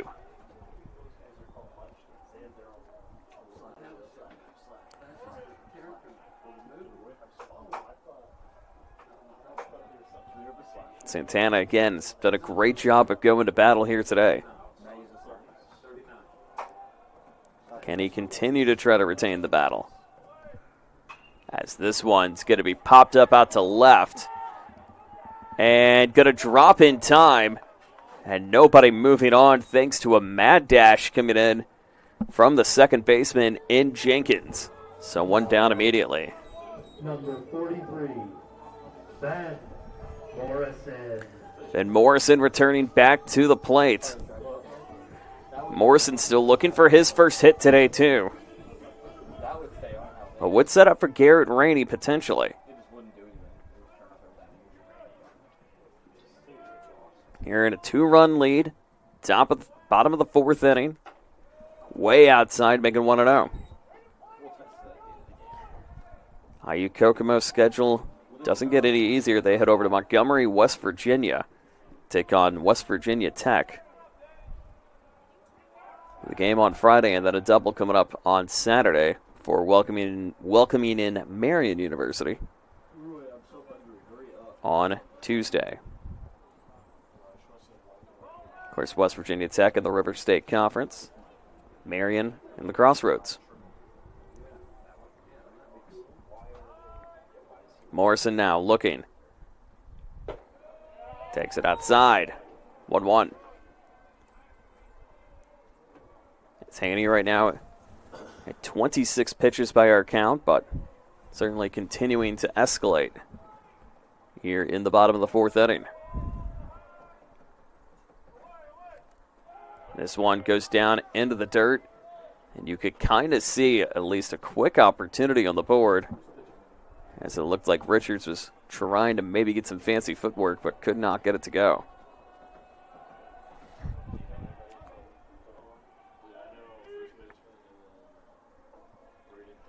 Haney looking for the signal from his catcher and Ruddy. This one, foul tipped and away. We'll do it again, 2-2. 5-3 the advantage. IU-Kokomo, interestingly enough, more hits than the Warriors for the moment, 5-4. But what counts right now is the Warriors with a 2-run advantage, 5-3. Here's the pitch on the way from Haney. Still looking back at Richards. Way up top, full count. One down here in the bottom of the 4th. The Warriors just trying to find a way to bust the door open if they can.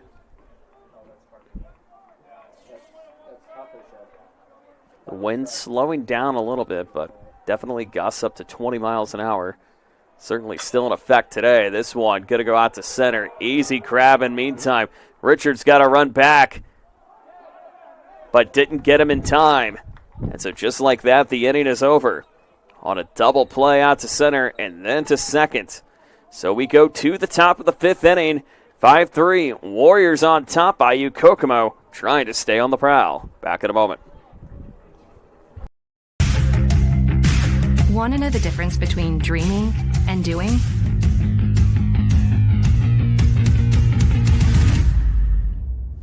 Yeah, pretty much everything.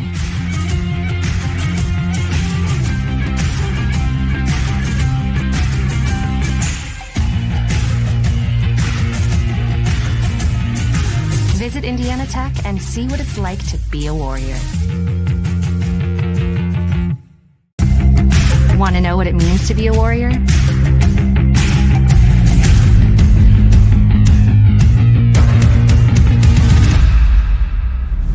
Yeah, pretty much everything.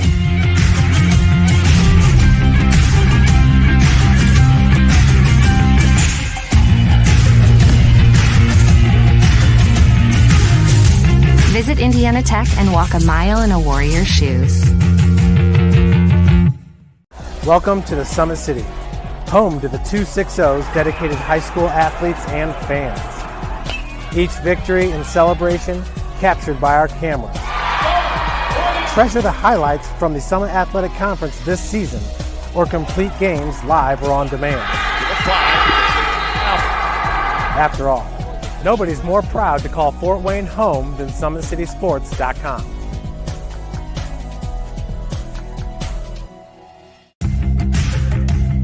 what's possible at Indiana Tech?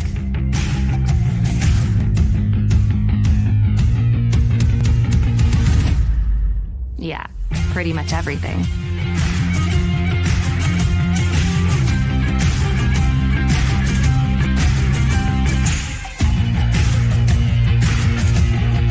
Rodney Rachel coming in now here at the top of the 5th inning. Caden Blank, only 6 pitches in his appearance in the top of the 5th so far. And so the Warriors are looking to try to take advantage, but Rachel immediately taking advantage out to left. He is going to try to go for second, and he'll get there in time. So Rachel with a leadoff double here in the top of the 5th to try to get IU-Kokomo in pole position. So they get the gloves off for the coaching staff, and exactly a textbook opportunity that they were looking for. So again, now it's kind of the big heart of where the bats have come alive for the Cougars today. Wolf and Talman each with a hit. Coming up back-to-back. Wolf now up the moment. It's going to trail this one off the bat.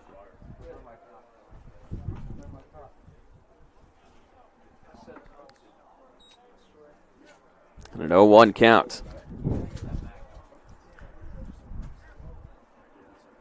Meanwhile, we'll also have softball for you coming up this weekend here on the Indiana Tech Digital Network. As this one going to be thrown away in time, Rachel going to easily move on to third. There's a miscue coming in from the glove of Lucas that could not connect in time to second. So the quick advance on to third with nobody down here in the top of the 5th.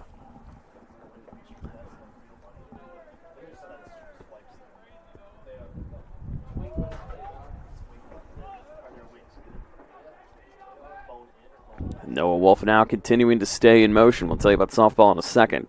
But now certainly it is an opportunity for the tying run at the plate as Wolf able to launch this one well out to center. Going to set up Rachel to try to run home in time, and he does. So the sacrifice run, one down, but nonetheless does get IU-Kokomo ever so closer. Off the sacrificial hit. So 5-4 advantage of IT, but the bats and really kind of that heart of the hitting coming alive right now for IU-Kokomo. In fact, that middle order, the 3 through 6 spots, everybody's got at least one hit so far. Ruddy and Garcia representing the top and the bottom of the order also. With a hit on board, do the math, that's 6 hits. And the run of the inside for Tallman now. Takes this one up top. 1-0 as we're nearing the halfway portion of the game so far. This one lopped up off the mound. And a 2-1 count.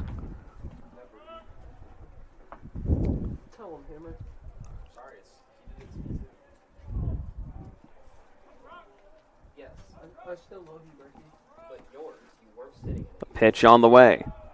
Goes into the dirt. 3-1. Plank trying to continue to keep a hand on it, but still just sails a little bit in the opposite direction. And a 3-1 count incoming. Plank. Check swing and a steal right call. Base is clear right now for Tallman, but he's 1 of 1 today. The right fielder trying to get on to represent the tying run, and he will do so here. So 5-4, and again, you have the feeling this is going to be one of those matchups that will continue to be a slobber knocker one after another.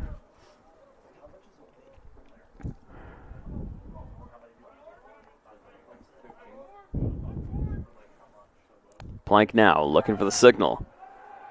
Did he get him? He didn't. Trying to connect in time to Morrison, but doesn't go. With 1 down. Here's the push for Plank. This one, swing and a miss. Off the hands of Corbin Napier. 0-1 the count.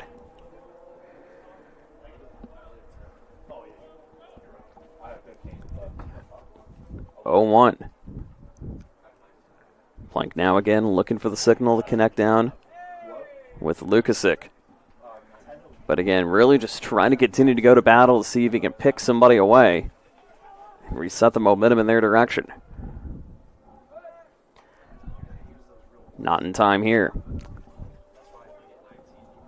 So the battle's certainly continuing.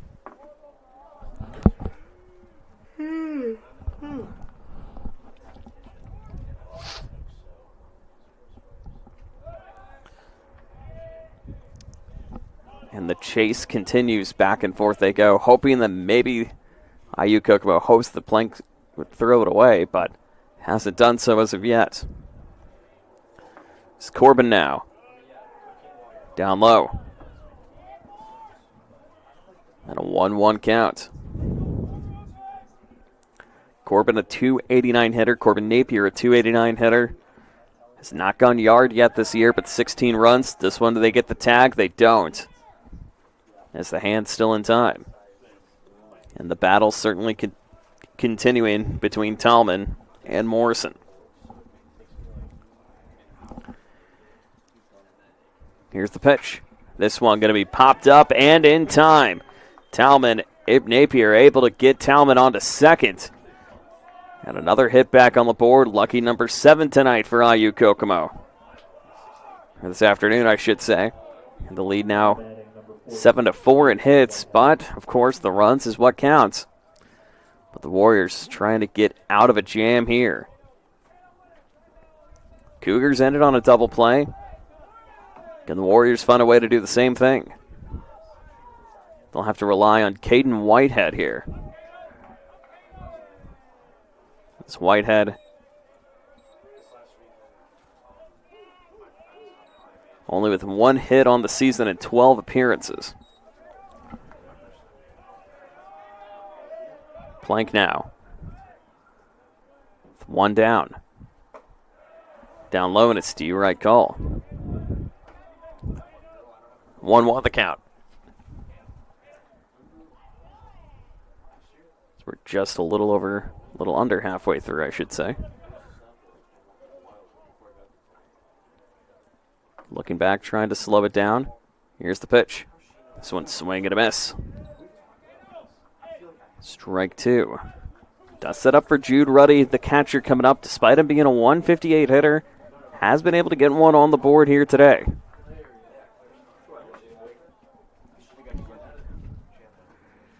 Plank able to go swing and a foul tip, and continuing to keep the at-bat alive.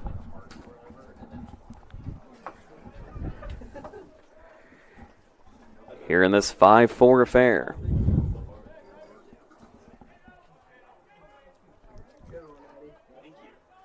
Plank looks back, trying to still go to battle with Tallman.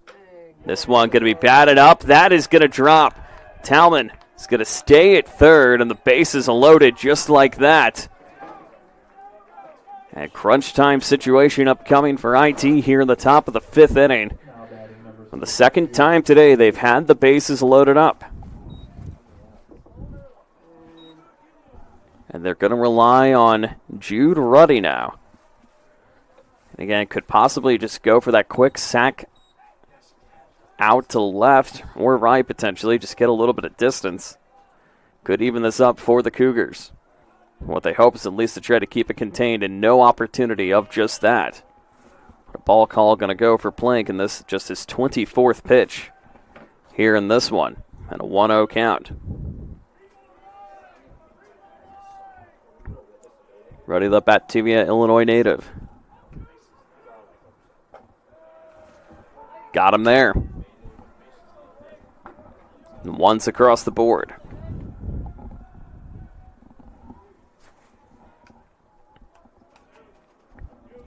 Signal down low. Trying to continue to keep it alive. Plank swings this up to second and throws way off the mark. Tallman's going to score off the miscommunication from third to second. And just like that, we're even at 5 apiece. And certainly the Warriors Likely going to pick up the E on that one. Would likely pick up the E, but as the connection goes wrong for Hammond. For Hammond to Ruiz. This one going to be popped up and dropped.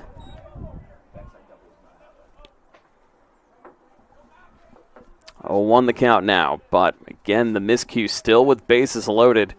Does cost the Warriors here in the top of the 5th inning. Sailed away once more. We'll do it again. 0-2 the count. Of course, plenty of sunlight still out here today. Plenty of wind, however, too, in the direction. The real feel about a 5-degree separation. Here's Plank. Goes into the dirt. We'll do it again. 1-2 the count.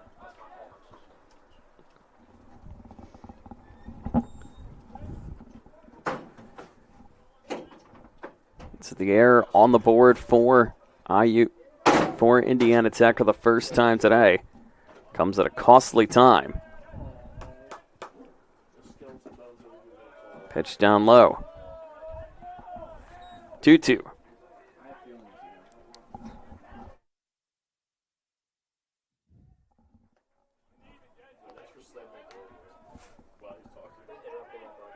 Plank now continuing in motion. Down low, full count yet again.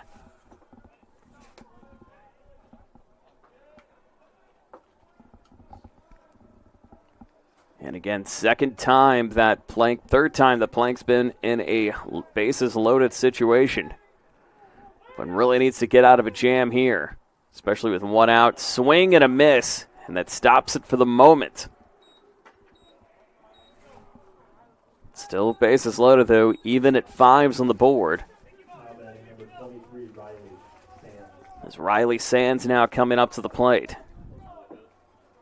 It's Garcia going down on strikeouts, but Sands still looking for his first hit of the afternoon. Won't do so here off the tip. Make it 0-1 the count. Sands coming in today, .292 hitter, 13 runs, 17 RBIs on the season.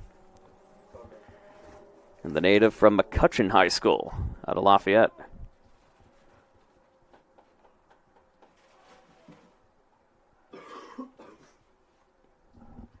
You can see the manager talking over Colin Connor.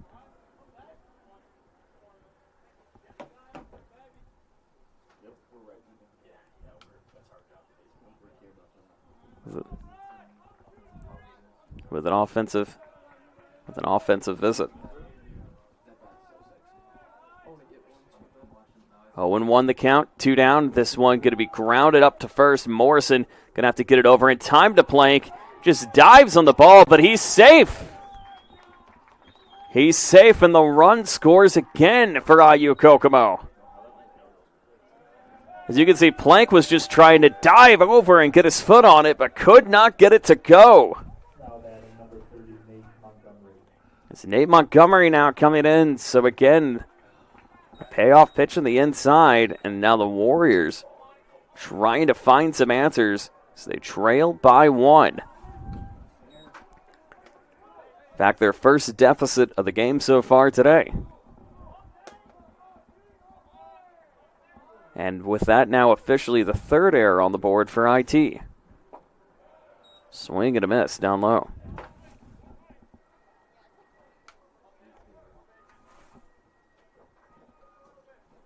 Oh, 1 the count.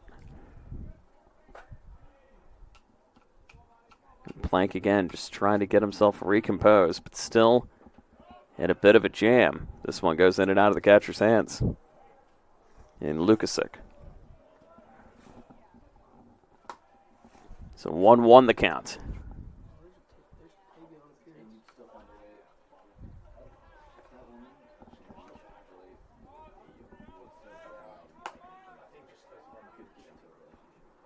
Looking to reset, and the pitch. Doesn't get it. 2-1 the count.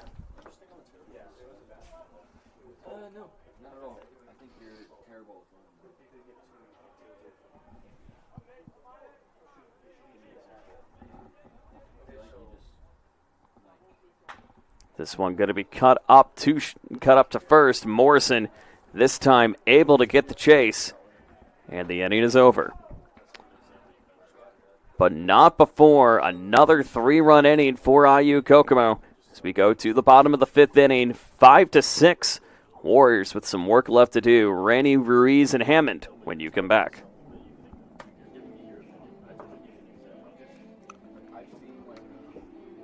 It's really important for freshmen to realize you get out of college what you put into it. If you dedicate yourself to your classes and to your projects and to what you're doing in college, you're going to have a really great experience here. I wish someone would have told me my freshman year that it's important to prioritize, knowing what's important, what's not important, knowing what I need to do opposed to what I want to do. The two things that I think all freshmen should know is buy a parking permit so you don't rack up a bunch of fines and tickets, and also make sure you go to class because it seems like a good idea when you're skipping, but then it's not worth it in the end when you fail the test or don't turn in homework. As an international student, my advice for the freshmen is to not be afraid to make friends, because your friends here will end up being your family away from home. Anything that you want to do, anything that you want to put on, anything that you want to showcase on campus, you can. There's always people around to help you do what you want to do here. Make sure that you always take time for yourself to make sure that you're okay, because college can be very overwhelming as far as like schoolwork and friends and sports and just like everyday life. Always just make sure that you get what you need to get done. It's important to have a relationship with your professors because you become more personable with them. You start to engage in the material more. They can give you recommendations, especially once you get out of college. You definitely want to put them down as like references. And if you have a better personal relationship, it just makes the whole learning experience go smoothly.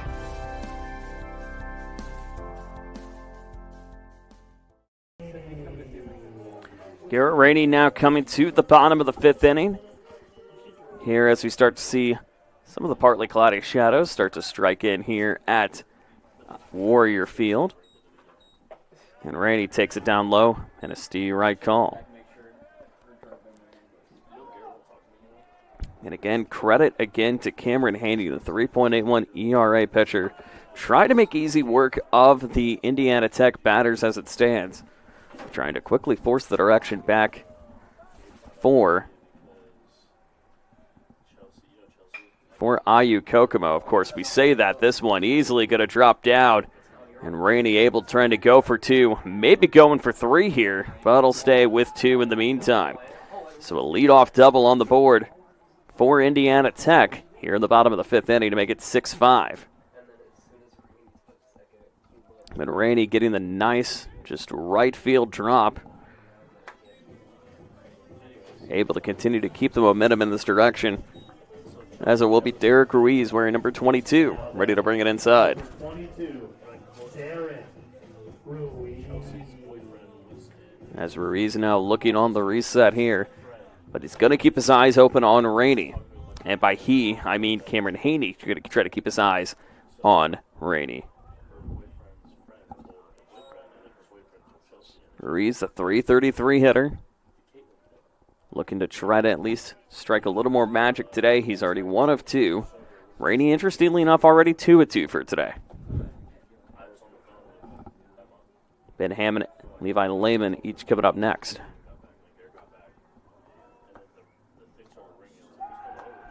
Is this one going to be thrown down? But again, you got to think that Rainey's trying to get some fancy footwork going here in the bottom of the 5th inning. And 6-5 the advantage.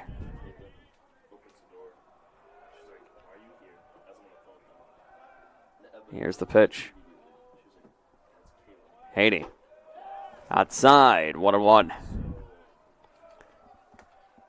Certainly just continuing to be a back and forth affair as we go.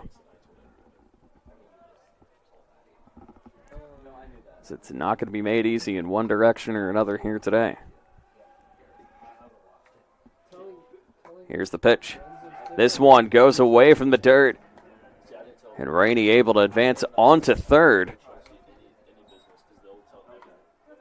And a 2-1 counting Cummings. And now runner 90 feet away here to try to even the game up at 6 here in the bottom of the 5th inning.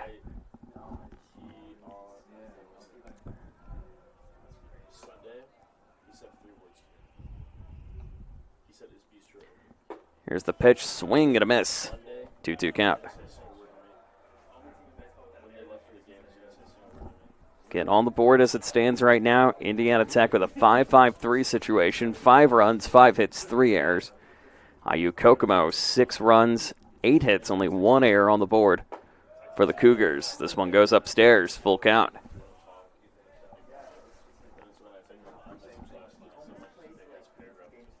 And again, Rainey trying to at least get a run on the board to continue to get his total up and, more importantly, try to even this up at 6. This one upstairs going to be a walk instead. So nobody out here in the bottom of the 5th inning. Now the leading run represented by Ruiz. Here in the bottom of the 5th, of course, we'll look to see if there's going to be a change in the mound and pitching, and it certainly looks like that may be a possibility. As you do see the coaching staff, Colin Connor, coming up. But maybe just try to calm him down a little bit and try to get him out of at least a little bit of a tussle here in the bottom of the 5th inning. With no outs here. In a matinee game, started at about 3 p.m., 3:05 p.m., we should say. But certainly has the tendency of, could be one of those games you could be strapped in for quite some time. Number 32, Ben Hammond now coming up to the plate and certainly has felt like a chess match. The second baseman going a little bit to his right. But now the fancy footwork again from Luke Myers. Actually, not Luke Myers, Derek Ruiz, I beg your pardon. Trying to continue to keep it in motion. And you can see Corbin Napier trying to be the man to shut it down, the Vincennes University transfer.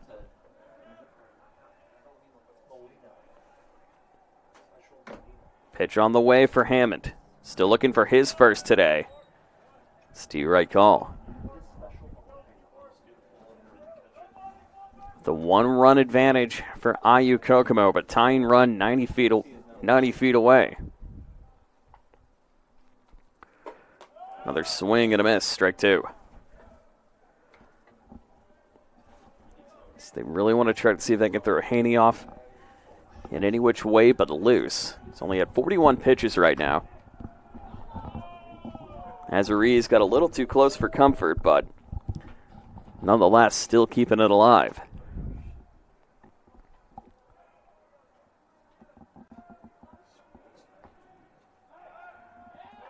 And again, the battle continues. But still safe. 0-2 count still. Haney. The pitch on the way. This one's going to be popped up high. Going to be easy work for the catcher. Now Ruiz got to quickly get there in time, and he does. So 1 down immediately.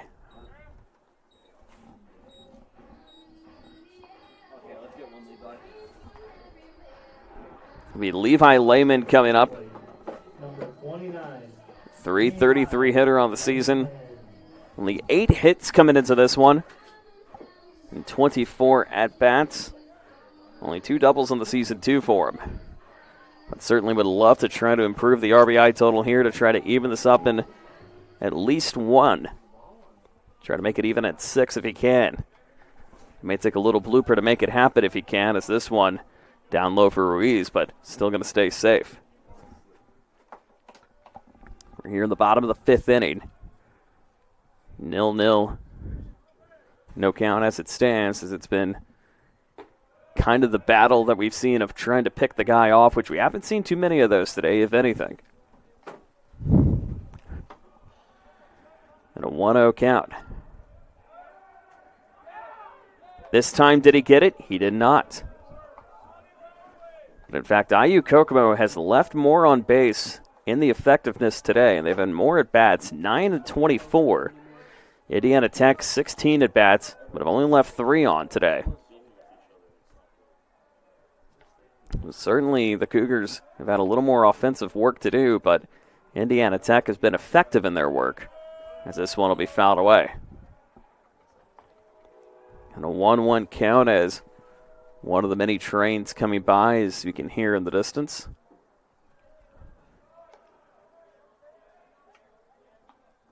Off Anthony here in the 2-6-0. This one going to be down at the knees. Opportunity incoming. Do they get a chance to get him at home? And they do. So nice little double steal on the board. Gets the game even at 6.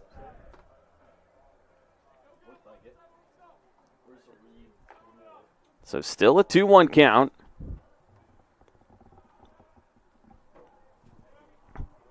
For Levi Lehman, but we're even at 6 here in the bottom of the 5th inning.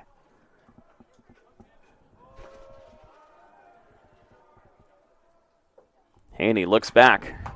This one a big cut, but going all the way back and foul. 2-2. So the double steal with Ruiz moving on up to second. Rainey getting home in time.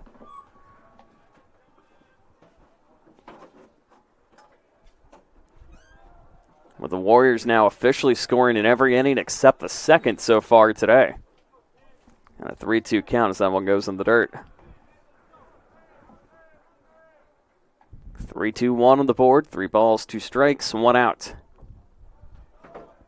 Haney trying to continue to keep it in momentum.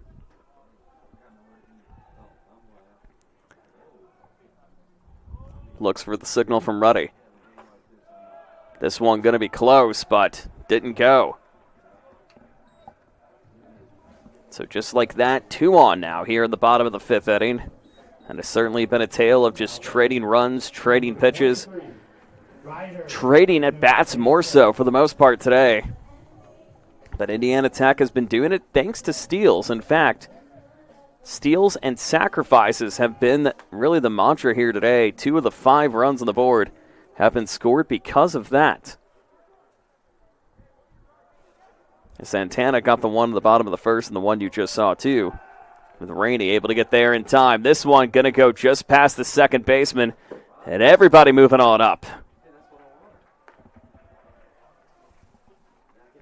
So the miscommunication. Nearly an opportunity of thinking about going for it again as it goes out of the hands of Haney. But nonetheless, they'll have to try to talk it over. But just like that, we're even at 6, and runners now in scoring position with 1 out. So another official error going to be recorded for IU-Kokomo.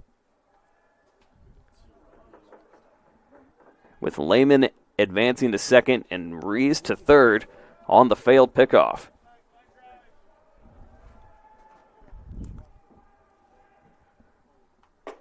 Here's the pitch inside, 1-0.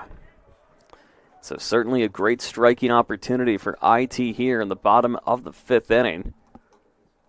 The largest lead anybody has had has only been 2 here today. Inside, 1-1.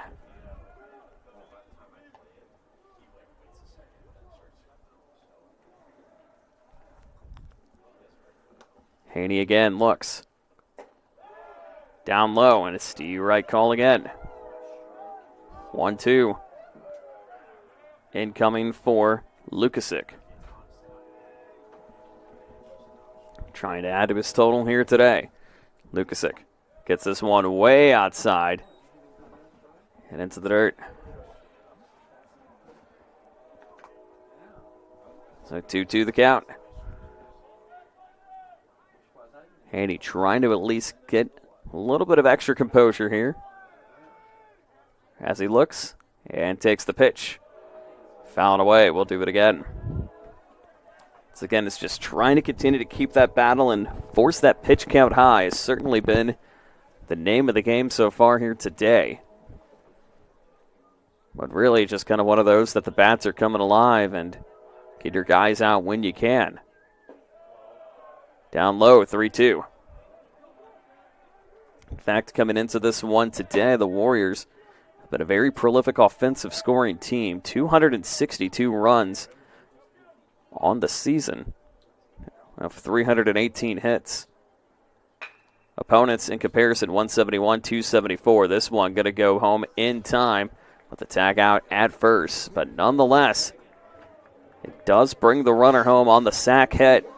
And 2 down here in the top of the bottom of the 5th inning. Number 11, D-Rich. Affectionately known as D-Rich now coming to the plate, Dane Richards. So Richards already 1 of 1 today. And a walk early on, so we'll see if he can continue to try to add on his total. The junior from Macomb, Michigan. This one on the right side, 1-0.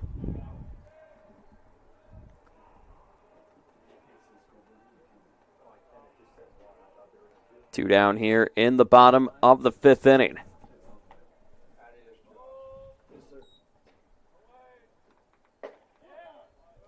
Down low again and a steal right call.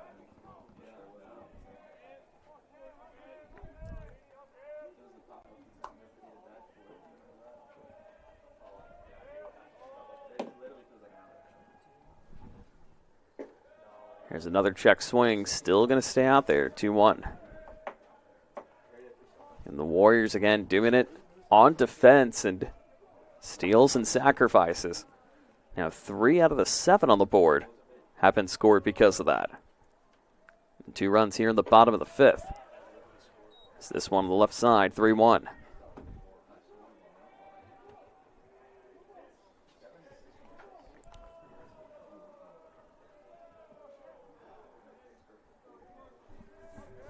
It's Haney looking for the signal from Ruddy.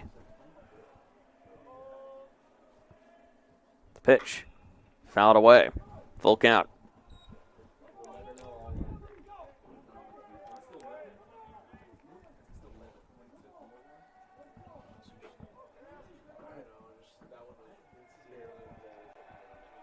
Three, 2, and a full count incoming. So we are just about to cross their 2 o'clock hour, I should say. 5 o'clock hour. Here at Indiana Tech. The game time officially hitting 2 hours, we should say. Way outside, and the man gets on. So the rally continuing for Richards. And Jeremy Pudlick representing the bottom of the order coming in time, but not before another conversation with IU-Kokomo. We'll look to see if there will be a new pitcher coming in. You have to think that is probably going to be the case. So you can see the coach talking it over with Haney, trying to get him in direction, but it looks like he's not going to be trusted with it. So it looks like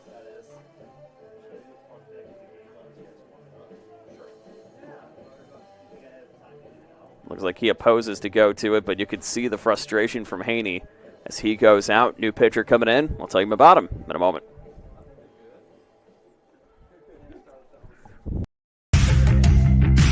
Want to know the difference between dreaming and doing?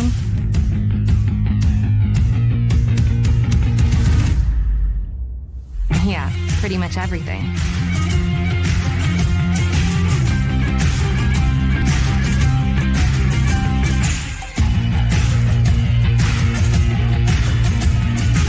Visit Indiana Tech and see what it's like to be a Warrior. Want to know what it means to be a Warrior?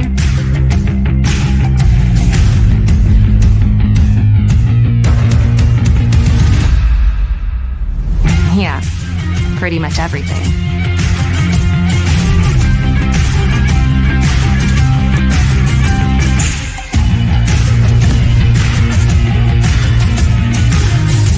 Visit Indiana Tech and walk a mile in a Warrior's shoes.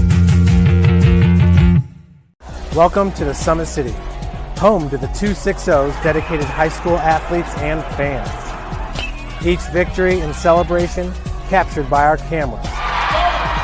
Treasure the highlights from the Summit Athletic Conference this season, or complete games live or on demand. After all, Nobody's more proud to call Fort Wayne home than SummitCitySports.com.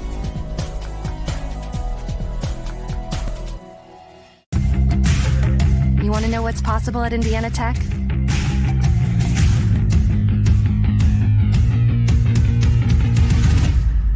Yeah, pretty much everything.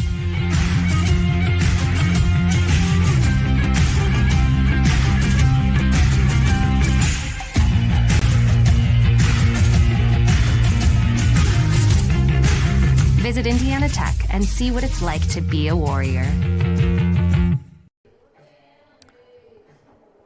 So 2 down here in the bottom of the 5th inning.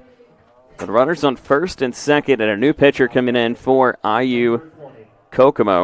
Looks like it's going to be number 15, Owen Norris, the left-handed pitcher.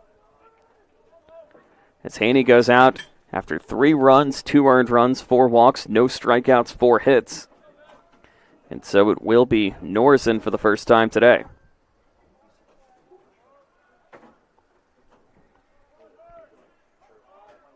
As he goes to battle with the bottom of the order in Jeremy Public. This one down low, 1-0 count. Again, the Warriors trying to at least continue to keep the advantage in their direction as they're up by 1. And have half scored in every inning, except the second. But have really done it on speed and defense and sacrifices. This one goes down, make it a 1-1 count.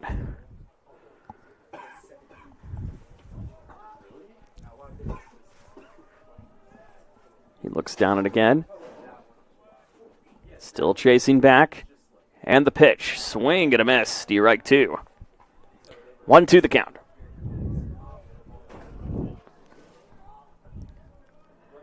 Still with a little bit of work left to do here.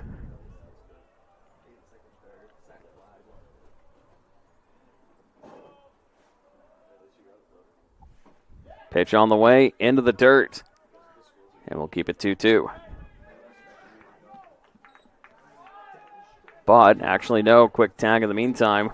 We'll rule it out, and just like that, the inning is over. But Indiana Tech, however, gets another quick run on the board as we head to the top of the 6th inning. Tech 7, Kokomo 6. Back in a moment.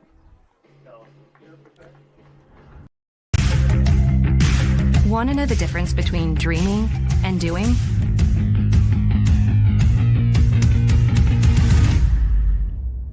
Yeah, pretty much everything.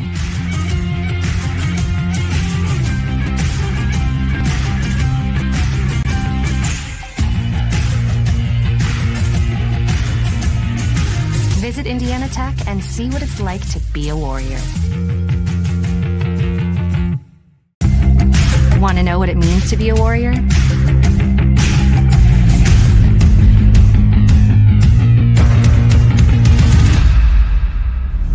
Yeah, pretty much everything.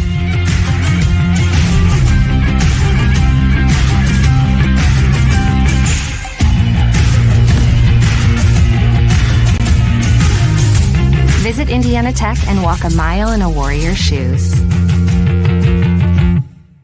Welcome to the Summit City. Well, the numbers between 5 and 8 are score right now, with Indiana Tech with the advantage here in the top of the 6th inning. Here on a Wednesday afternoon, about to turn early evening, but still plenty of sunlight left to go around here at Warrior Athletic Field. Joe Northern, delighted to have you with us. Want to let you know women's lacrosse just getting underway over at Warrior Athletic Field.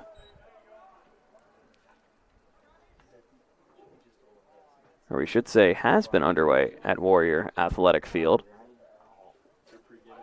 as they are in already the second half in that one. Just getting underway in the second half, 7-6. So 6-7s everywhere, no matter where you are here at Indiana Tech today.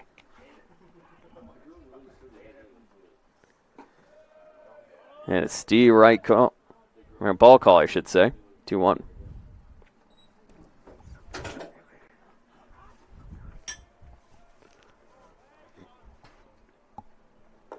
Pitch on the way from Plank. Will be outside.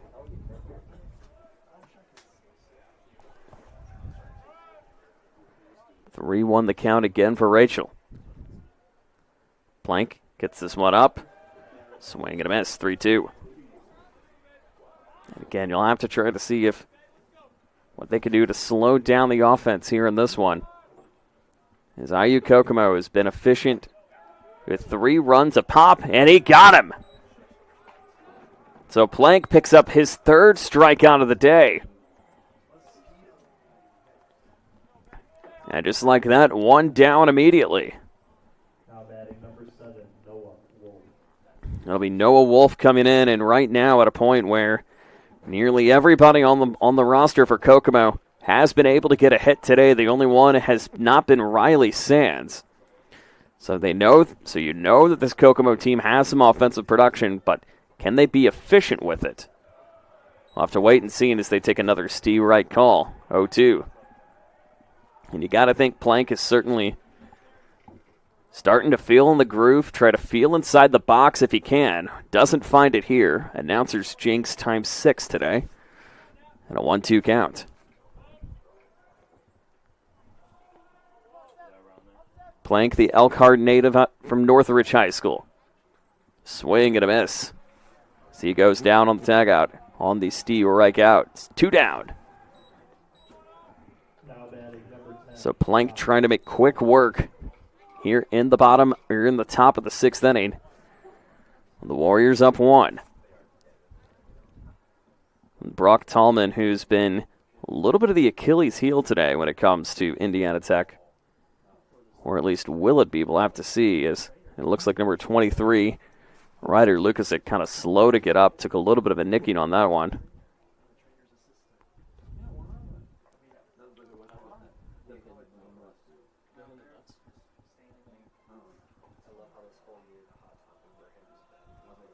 But still able to keep it in time.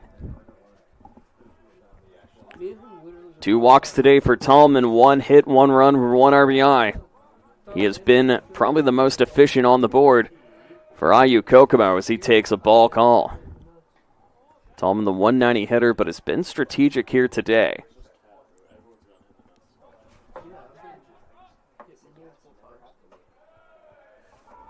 But that one going to be inside the zone.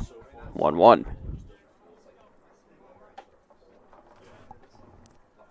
Plank so far, good afternoon for him. 3 runs, 2 earned runs, but 4 strikeouts. He's picked up 2 here in the top of the 6th. Does he find a way to go 1-2-3? 1-2. Outside, 2-2.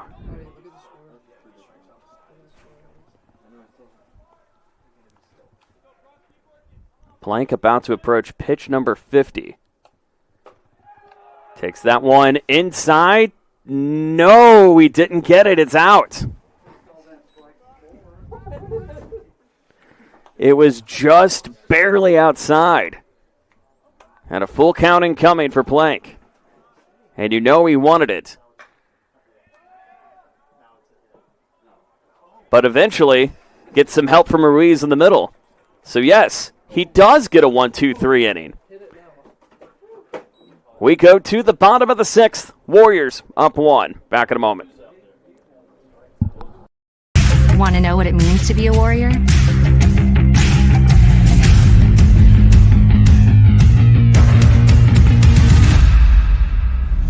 Yeah, pretty much everything.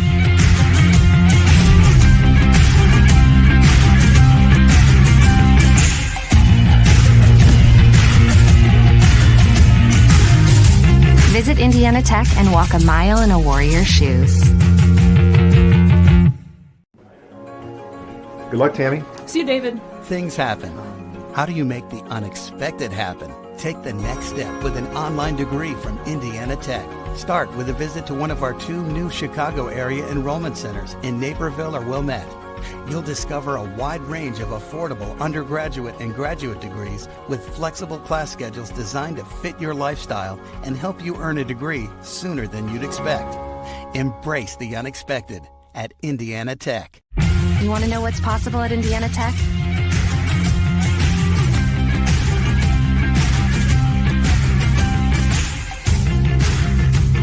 Visit Visit Indiana Tech and see what it's like to be a Warrior.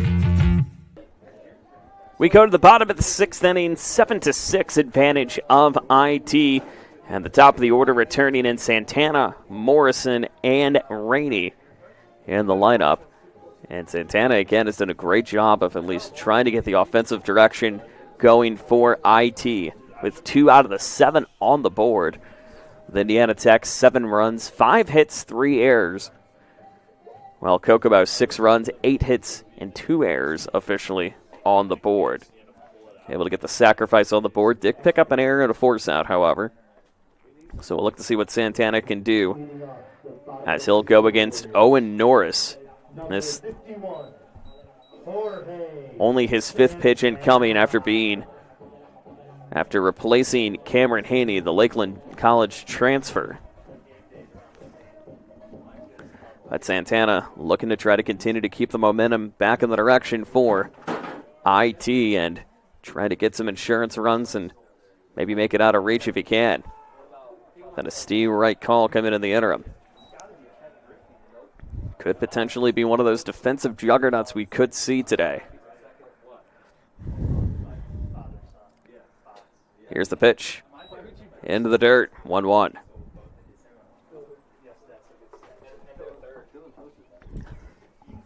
And back and forth we continue to go.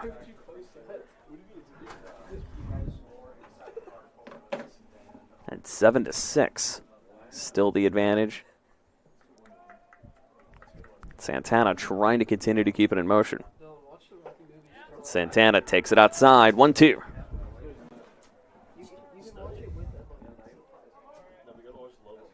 A Panama City, Panama native. And a 3-10 hitter. This one broken up and out of play. We'll do it again. 5th pitch of the at-bat incoming. Santana again just trying to go to battle here. Pitch on the way from Norris. Down low, ball 2.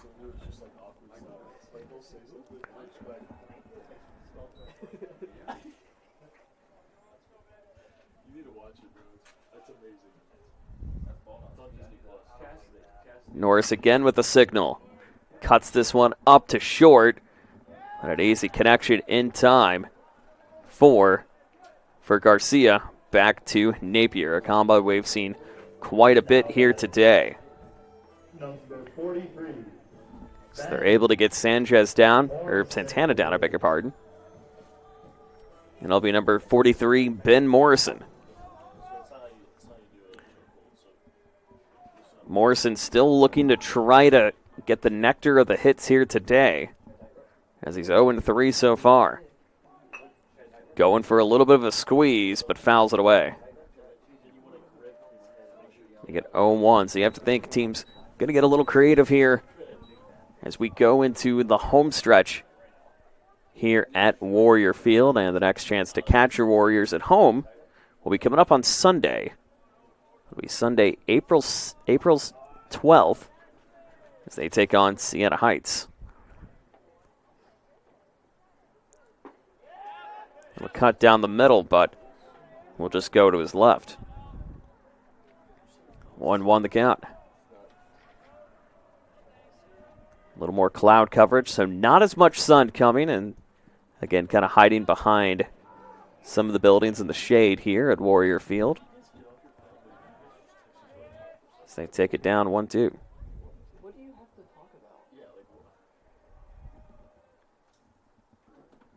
Pitch on the way for Norris. He'll foul it away. And we'll do it again. It's Ben Morrison again. 28 hits on the season. Only 8 of them have gone beyond a single. 3 doubles, 1 triple, 4 gone yard. So he's trying to get some good cuts, as it looks like, but a foul away again once more. 1-2 the count. With the 1 down here in the bottom of the 6th.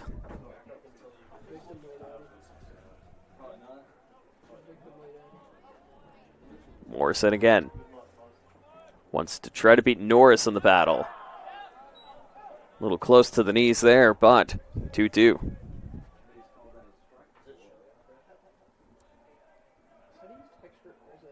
Morrison Ruddy now trying to at least get Morrison down and go 2 down. And they do. So Owen Norris got him looking for his second strikeout here in the bottom of the 6th inning. And Rainey now coming up, the only player that's been perfect today in hitting for Indiana Tech, 2 of 2. And also picking up the hit by pitch earlier on as well.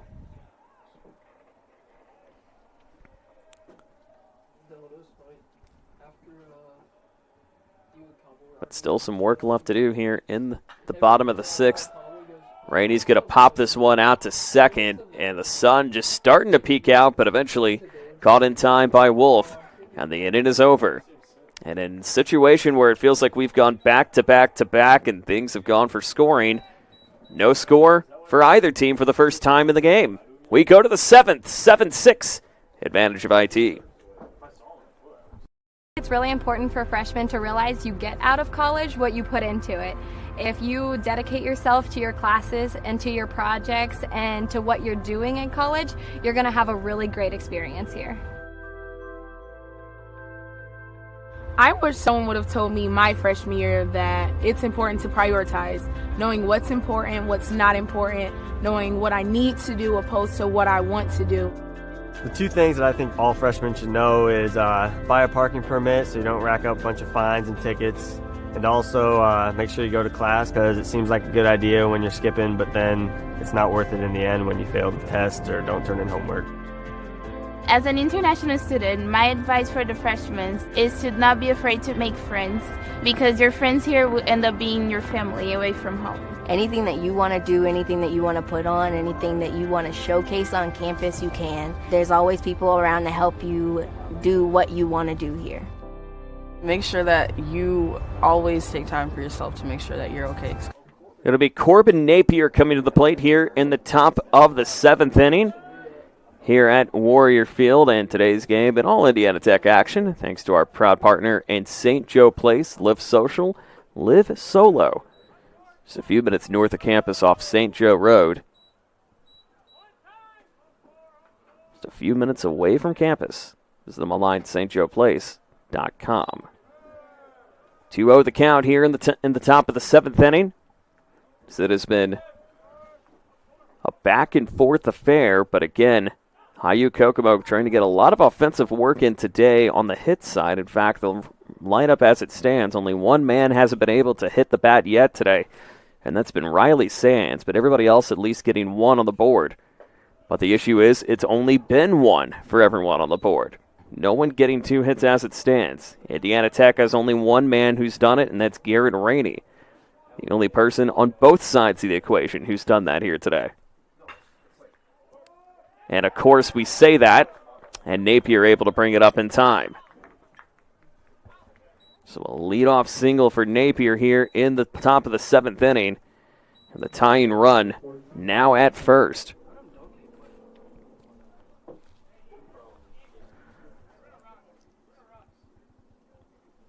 With Caden Whitehead potentially going to be subbed out. No, it won't be subbed out. It'll be a pinch runner coming in for Napier. As we'll see number 8, Jack Tallman, the McKendree University transfer student coming in. So Tallman coming in for Napier on the run. And it'll be Caden Whitehead now, the Danville High School native.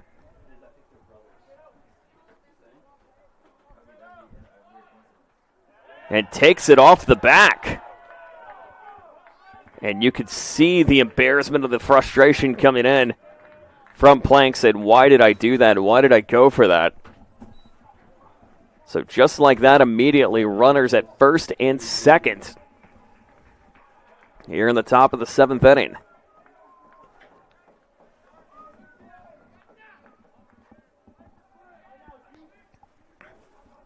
And just like that, the leading run now at first, represented by Whitehead. And Jude Ruddy now coming inside. And a late attempt on the pick does not go for Plank. Warriors going to have to try to find a way to draw something up. Hopefully get a little ground action if they can.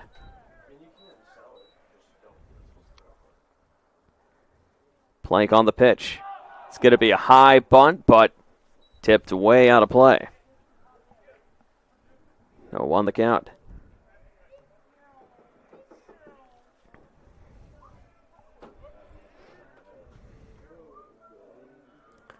Plank just eclipsing 60 pitches now in this one.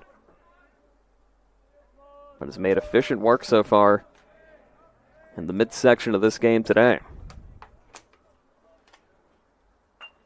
This one going to be bunted up in first. Have to try to get the tag out in third. They got him there. So nice little force out of third, but still keeping runner on at first. So the force out at least keeping one runner at bay. Still runners at first and second. And the hit going back on the board for IU-Kokomo.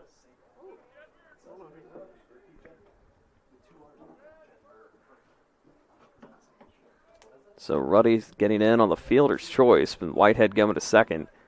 But Talman out on the 8-5. Or the 2-5, I should say. Or the 2-6. 1-0 the count. And the top of the order returning for IU-Kokomo and Garcia. This one, did he get him? No, he didn't. He was just inside that safe zone. He, as in Whitehead, number 14. Ruddy now at first. Ruddy representing the leading run here in the top of the 7th inning.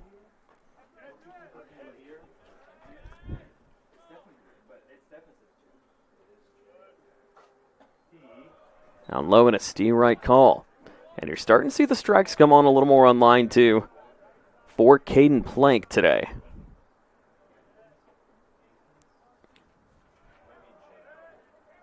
It's Plank with 38 strikes coming into the at-bat. Swing, check, got him. And 1-2 the count. But again, we've seen Garcia find a way to try to bust open the door. Got a 1 out, 2 on, 1 in scoring position.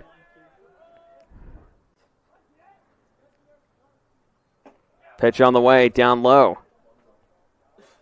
That'll be 2-2.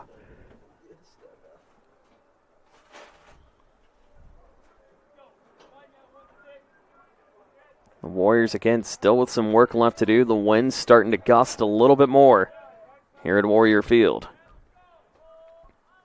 So they go back to Plank. Look back again. Pitch down low. And a 3-2 full count opportunity. And again, something that the Warriors do not want to be involved in. Another full count, full basis situation.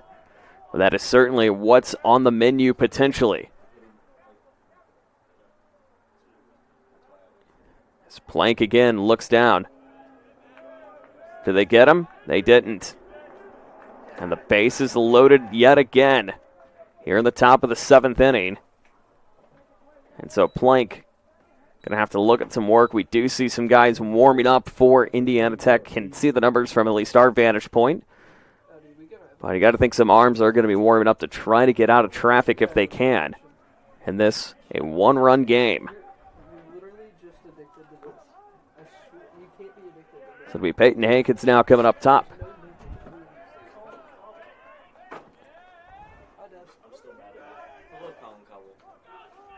Hankins. The pitch way outside. Actually in for him. 0-1. It's Caden Plank. And coming now with his 69th pitch of the day so far. And Hankins, the pinch hitter. He's trying to give his guys opportunity. This one going to be batted off the foot. This game is tied. Maybe a one-run lead incoming for Kokomo. They get there, and the 2-run pinch hit on the board from Hankins. And just like that, the lead back to 1 for IU-Kokomo.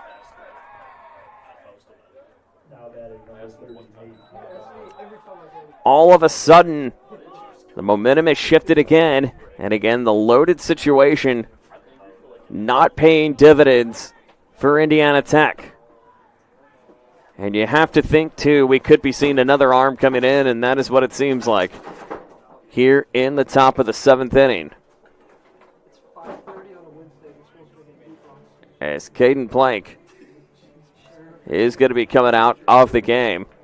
As he finishes his performance today, 69 pitches, 5 runs on the board, 5 hits, 4 earned runs, 2 walks, 4 strikeouts. And we'll see about the next pitcher coming up in a moment. Want to know the difference between dreaming and doing?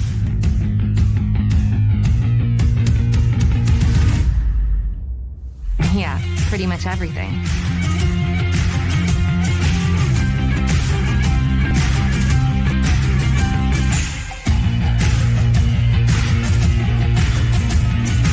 Visit Indiana Tech and see what it's like to be a Warrior.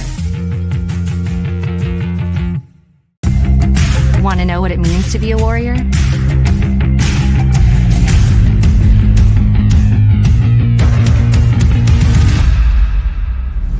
Yeah, pretty much everything.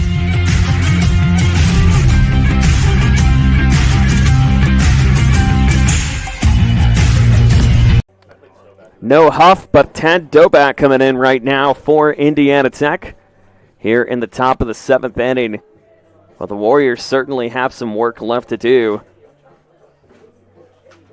here in the top of the 7th inning as IU-Kokomo has, interestingly enough, scored an odd inning since the 3rd, netting 3 in the 3rd, 3 in the 5th, already 2 here in the 7th, while the Warriors held scoreless in the bottom of the 6th and only the 2nd. So, again, kind of back and forth we go, but really the heart of the lineup and some of the big key hitters coming in time for IU-Kokomo with 2 on board as it stands right now here in the top of the 7th inning.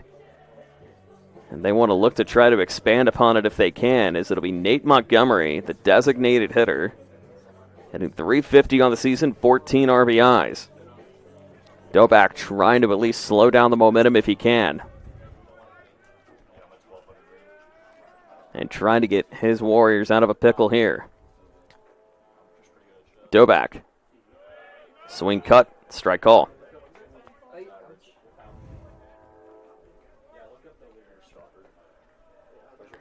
Doback again doing a great job of at least trying to read the intensity in his direction, but it has been IU-Kokomo with the big bats and scoring in spurts today too.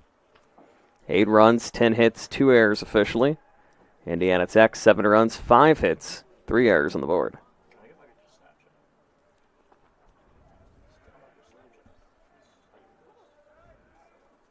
Doback trying to play the battle here. Nice swing and a miss down middle. 0-2. Would bring up Rodney Rachel, who's been kind of an Achilles heel today for this Indiana Tech team. Getting some big cuts up the middle.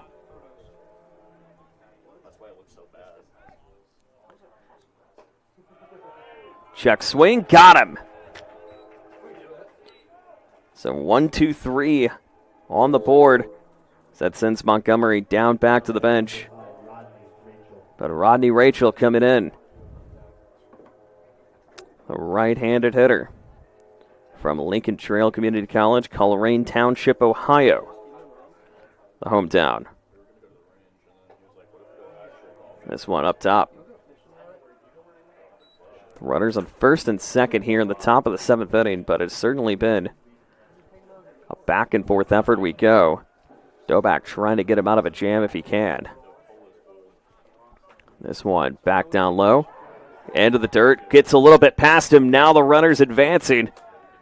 And indeed they do. So it gets away from Ryder Lukasic. And now runners in scoring position. And a 2-0 count here in the top of the seventh inning. On the wild pitch.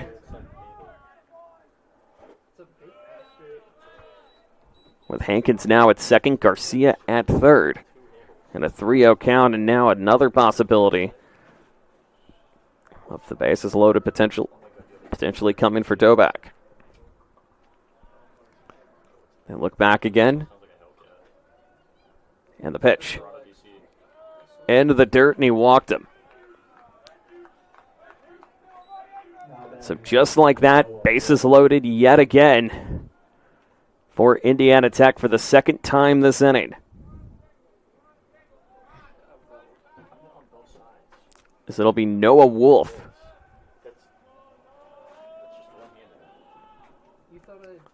Again at the plate, Wolf goes for the cut. But we'll pick up the ball here.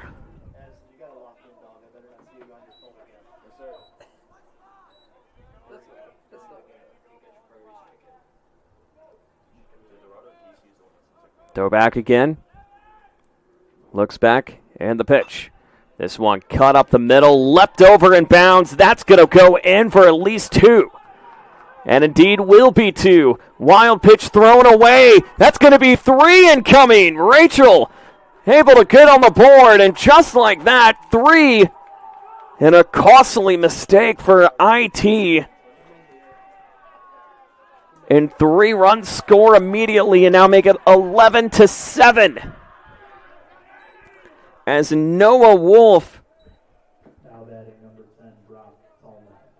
again bringing people home in what is now a 5-run inning for IU-Kokomo.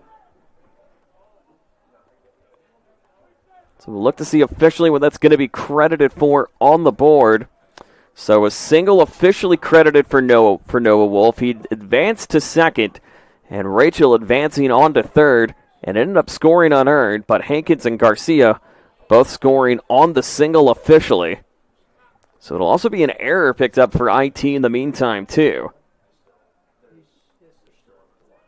So 11-7. And that's the insurance runs that IU-Kokomo was looking for here in the top of the 7th.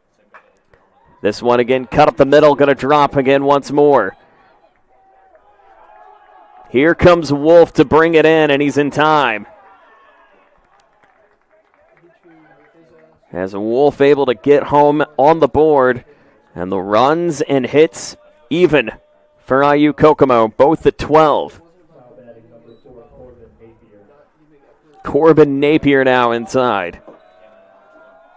And certainly IU-Kokomo exploding here in the top of the 7th inning. 6 runs with 2 outs and 1 on. Tallman. This one's going to be popped out to right. Does he get it? He doesn't. Goes way foul. 0-1 the count.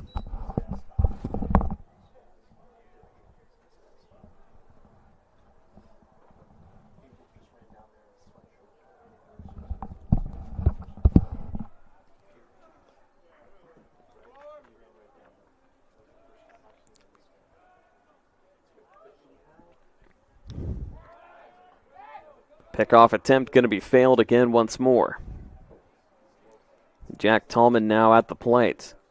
Wolf now officially 2 of 4. Brock Tallman now officially 2 of 3. Jack Tallman now trying to continue to keep it in motion. Or I beg your pardon, that's number 4 back into this one. Corbin Napier, he's already got a hit today too. 1-1 the count. Look back trying to slow down Tallman. Pitch, swing and a miss. 1-2 the count.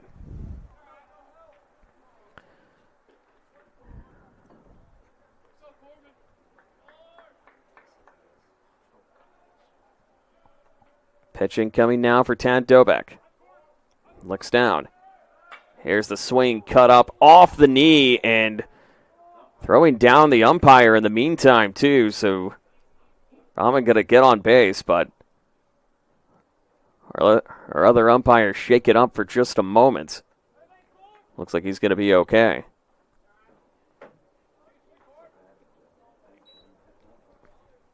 But again, the hits just keep on coming for IU-Kokomo here in the top of the 7th inning, with 6 runs on the board immediately and a 5-run advantage for the Cougars.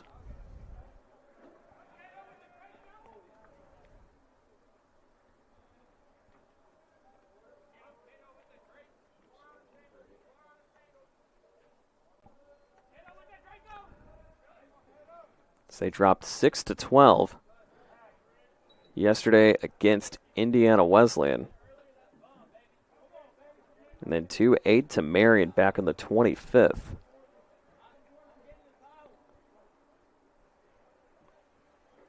Along with a 6-0 loss to Georgia Gwinnett and 4-10 to Campbellsville. But as it stands right now, the largest deficit, nearly the largest, tied for the second largest deficit with 4 games and a 6-run deficit here for this Warrior team this season. But with 2 on, 2 out, and a 1-1 count, I beg your pardon. Takes it inside, 2-1.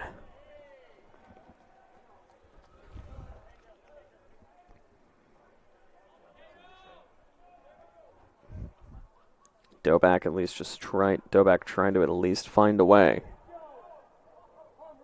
It's the freshman pitcher. Down outside, 3-1.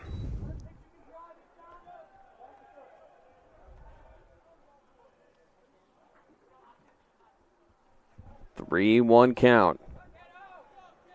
And 2 on here in top of the 7th inning. 5-run game.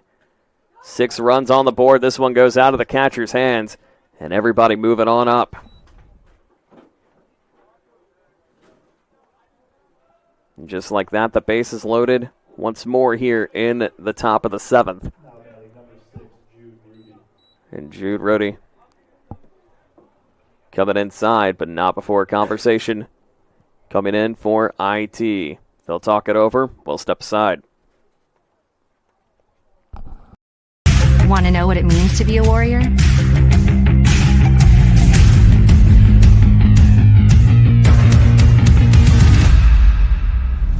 Yeah, pretty much everything.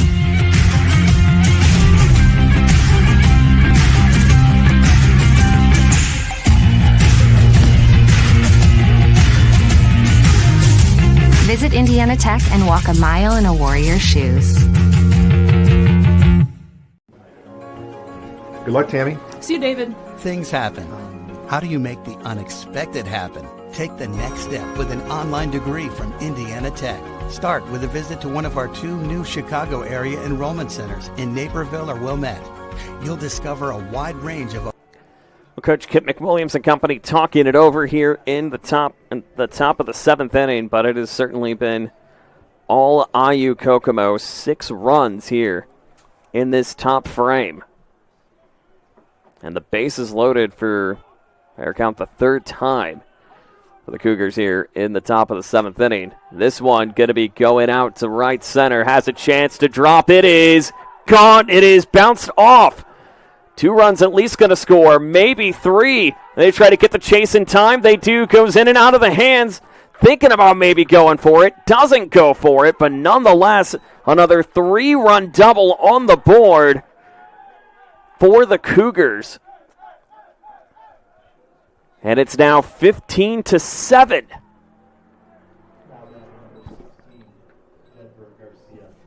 As Garcia coming in. And the top of the order returning once more. As McWilliams now coming up to the mound, and a new pitcher is going to be coming in. So that'll be it in the 7th for Tad Dobeck. And 9 runs in the top of the 7th. Tell you about the new pitcher coming up in a moment. It's really important for freshmen to realize you get out of college what you put into it. If you dedicate yourself to your classes and to your projects and to what you're doing in college, you're going to have a really great experience here. I wish someone would have told me my freshman year that it's important to prioritize, knowing what's important, what's not important, knowing what I need to do opposed to what I want to do. The two things that I think all freshmen should know is buy a parking permit so you don't rack up a bunch of fines and tickets. And also make sure you go to class, because it seems like a good idea when you're skipping, but then it's not worth it in the end when you fail the test or don't turn in homework. As an international student, my advice for the freshmen is to not be afraid to make friends, because your friends here will end up being your family away from home. Anything that you want to do, anything that you want to put on, anything that you want to showcase on campus, you can. There's always people around to help. Dale Jorgensen coming in now for Indiana Tech, but again, 15-7 the score as 2 3-run doubles.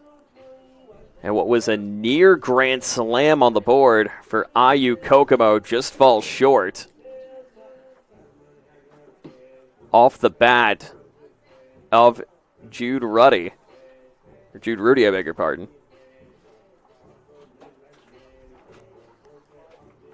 And the pinch runner now, well, actually, no, Rudy's still going to stay in, I beg your pardon. We'll look to see if we will get a courtesy runner, but nonetheless, Garcia returning back at the top of the order to make it 15-7.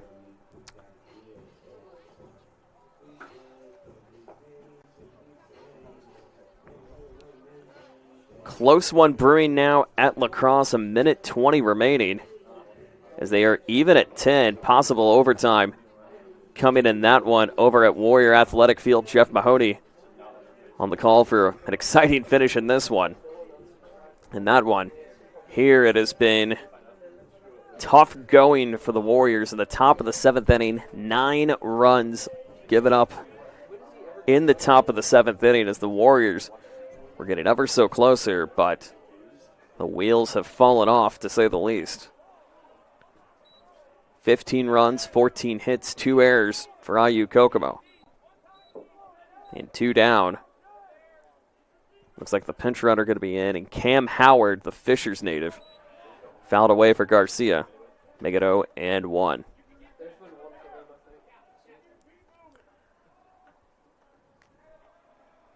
And the Warriors head over to DeWitt Field coming up this weekend as they take on Cornerstone, and then welcome Siena Heights on Sunday. And the doubleheader, both those starts at 1 p.m. That one is going to drop, and easy up in time for Garcia.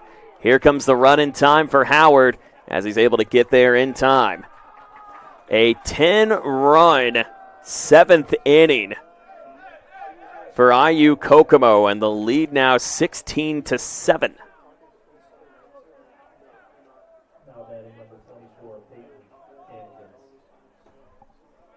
As Peyton Hankins coming in, the Knoxville, Illinois native. And a runner on first. And this a 9-run advantage. They did get him on the tagout, however. And so that gets us to the bottom of the 7th. But it's been all Kokomo in the shadows of the night, certainly lingering at Warrior Field. Back in a moment. Want to know the difference between dreaming and doing?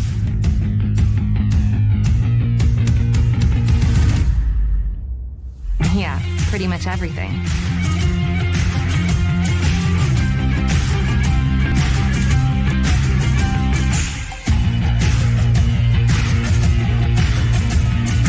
Visit Indiana Tech and see what it's like to be a Warrior. Want to know what it means to be a Warrior?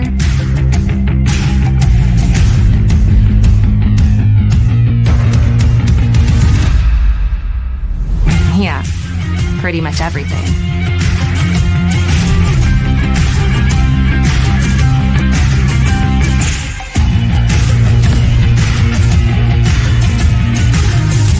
Visit Indiana Tech and walk a mile in a Warrior's shoes.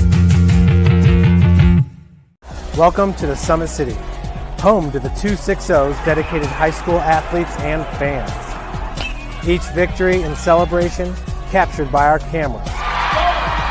Treasure the highlights from the Summit Athletic Conference this season, or complete games live or on demand. After all, Nobody's more proud to call Fort Wayne home than SummitCitySports.com.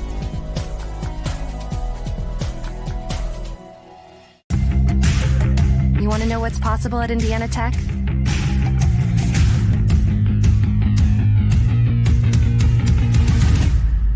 Yeah, pretty much everything. Derek Ruiz leading us off here in the bottom of the 7th inning as IU-Kokomo up by 3 field goals here in the bottom of the 7th inning, 16-7. Thanks to a 10-run 7th inning on the board. And now the question is how do you regroup for the weekend? We'll have to wait and find out. Meanwhile, for IU-Kokomo, a team comes in 13-18. Certainly doesn't look like it today. Scoring near some of their highest run total of the season. Is this one going to be broken up for Ruiz? That's going to drop in for a base hit. And an easy pickup for Ruiz to get the leadoff hit here in the bottom of the 7th. Well, in fact, it's their second highest total runs have scored in the season, mind you. The highest, you have to go back not that far, literally maybe 3 weeks ago against IU South Bend, where IU-Kokomo won it 22-2. And had a 10-run, again, their second 10-run inning, as they did that over IU South Bend, but they had that one obviously go into 9 on that front. Quick double play, batted up in time for Ben Hammond. So 2 up, 2 down rather quickly, and the efficient work coming in now for the pitcher at Owen Morris. Only 24 pitches, as he's only had to face against 6 batters so far here today. 17 strikes on 24 pitches, so the efficiency certainly high for him today, as this one goes outside to make it 1-0. And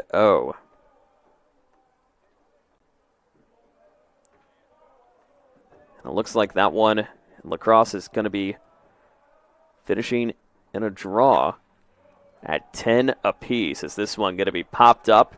An easy drop in time for Levi Lehman. Lehman now trying to take it second, saying forget it, let's try to go for 3. Does he get there in time? He doesn't. And a quick 1-2-3 inning, and that has kind of described the story here today as we go to the top of the 8th inning. 16-7 advantage of IU-Kokomo. Back in a moment.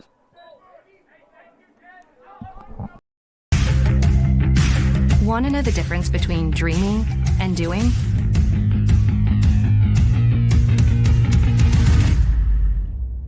Yeah, pretty much everything.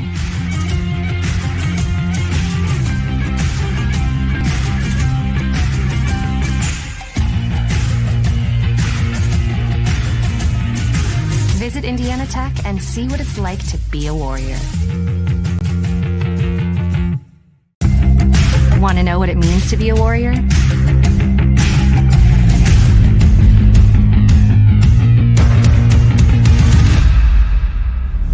Yeah, pretty much everything.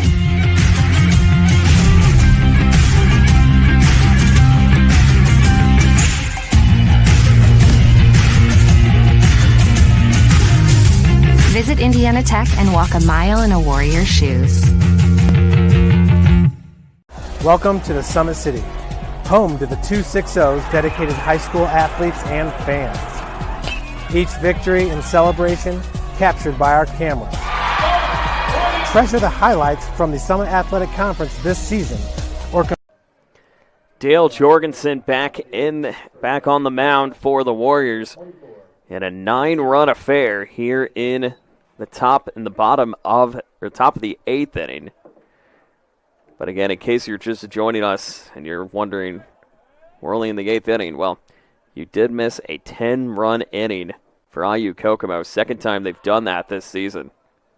So that one's going to be a ball off Peyton Hankins. Already 1 for 1 today on the substitution so far. And for those of you that were just watching women's lacrosse, we'd like to welcome you inside. 16-7 our score. Men's lacrosse coming up at 7 o'clock tonight. That'll be Jeff Mahoney, Gavin Wirt with you.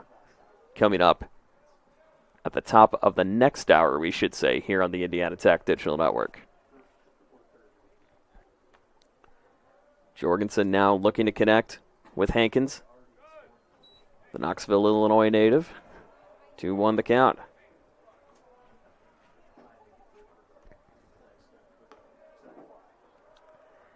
And again, Warriors only leaving 5 on base. IU-Kokomo with 9, but 4 errors on the afternoon.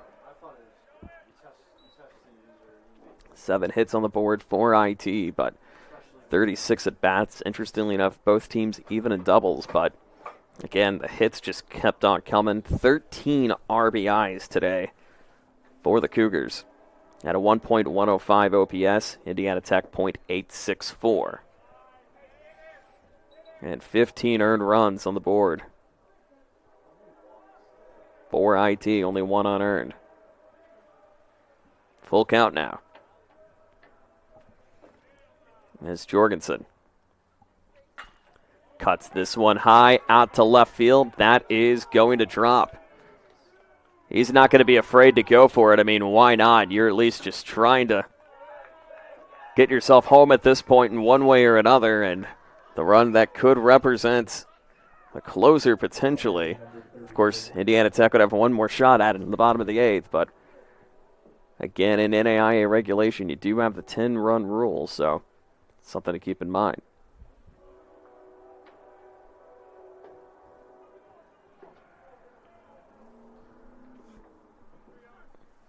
With Hankins, again, 2 for 2 for today, able to get the quick double in time. And that is the 16th hit today for IU-Kokomo. Jorgensen throws it outside, 1-0.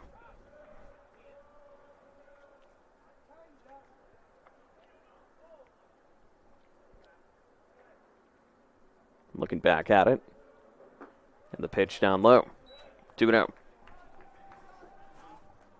Again, the shadows starting to kind of cast across the third base line here today with the trees in full bloom and the sun continuing to set. Won't be totally set for another 2 hours or so, as we just approach 6 p.m. here on the corner of Washington and Anthony.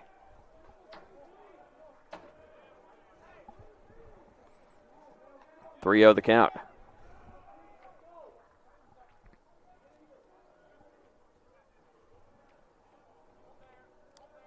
Jorgensen.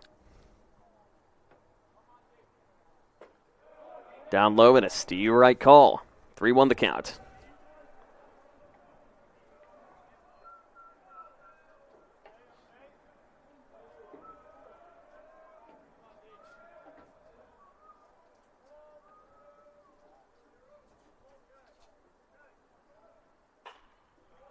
Fouled away.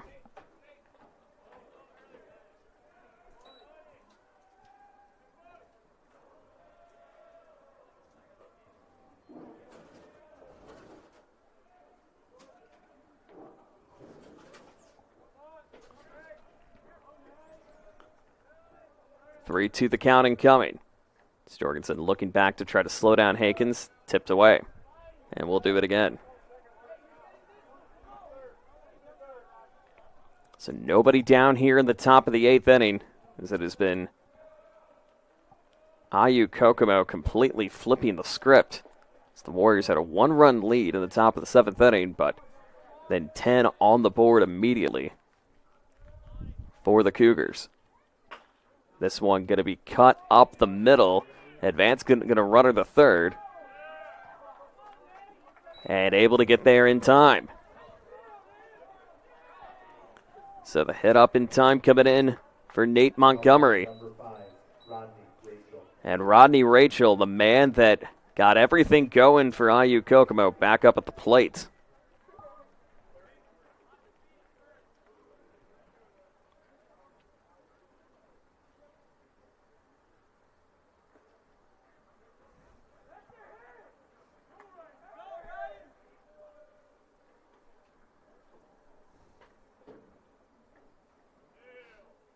And we got a pinch runner coming in now for IU-Kokomo. It'll be number 33, Ryan Lawson.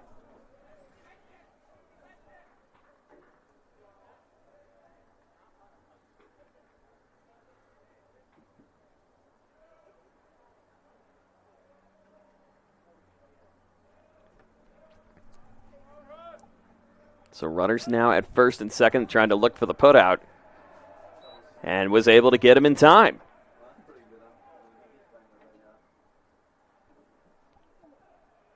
So a putout quickly, and one down here in the bottom, or in the top of the 8th inning.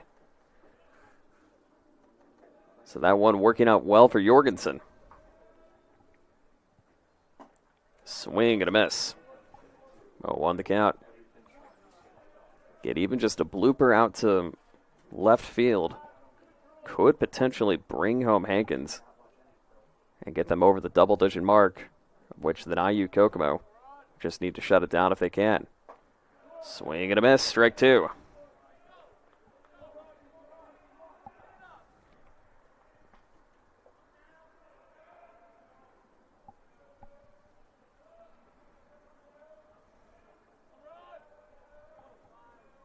Here's Dale Jorgensen. Out on the left side, 1-2 the count.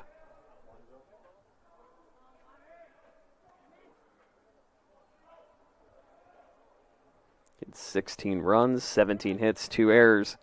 Has been the total today for the Cougars. Indiana Tech 7-7-4. Rachel now. Swing and a miss. They got him. So the strike out with 2 away. Now batting number 7, Noah Wolf. It'll be Noah Wolf coming up now. He's 2 of 4 today. 3 RBIs.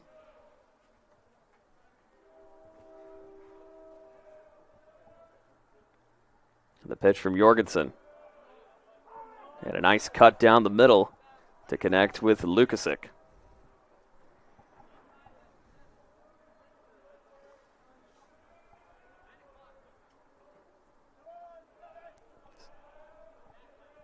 Of course, the 10-run advantage, 90 feet away.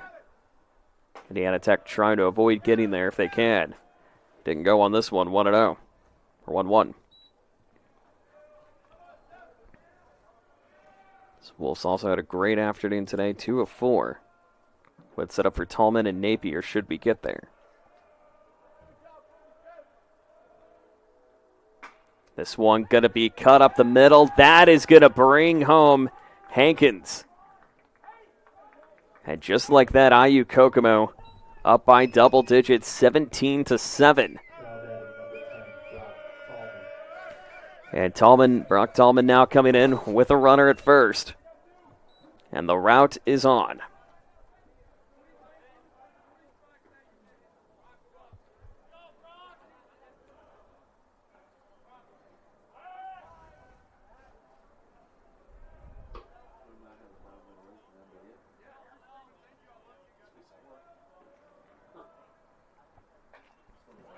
This one going to be popped up and out of play. 0-1 the count, runner back on second. And 17-7 is the advantage.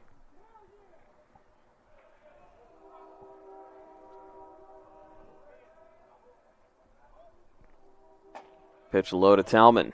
Didn't go. 1-1.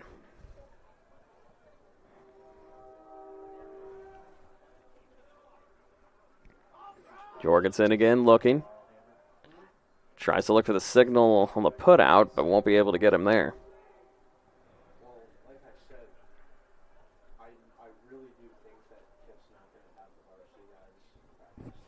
Jorgensen again trying to find some answers here.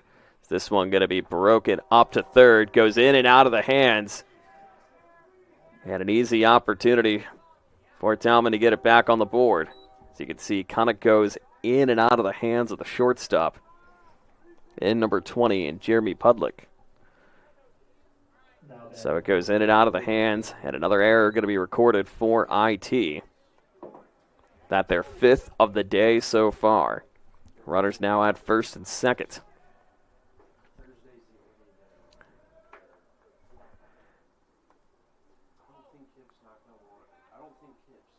Corbin Napier, also 3 of 4 today. Fouled away. 2 down here in the top of the 8th inning. But it's a 10-run advantage. So the Warriors will have one more chance to dance here.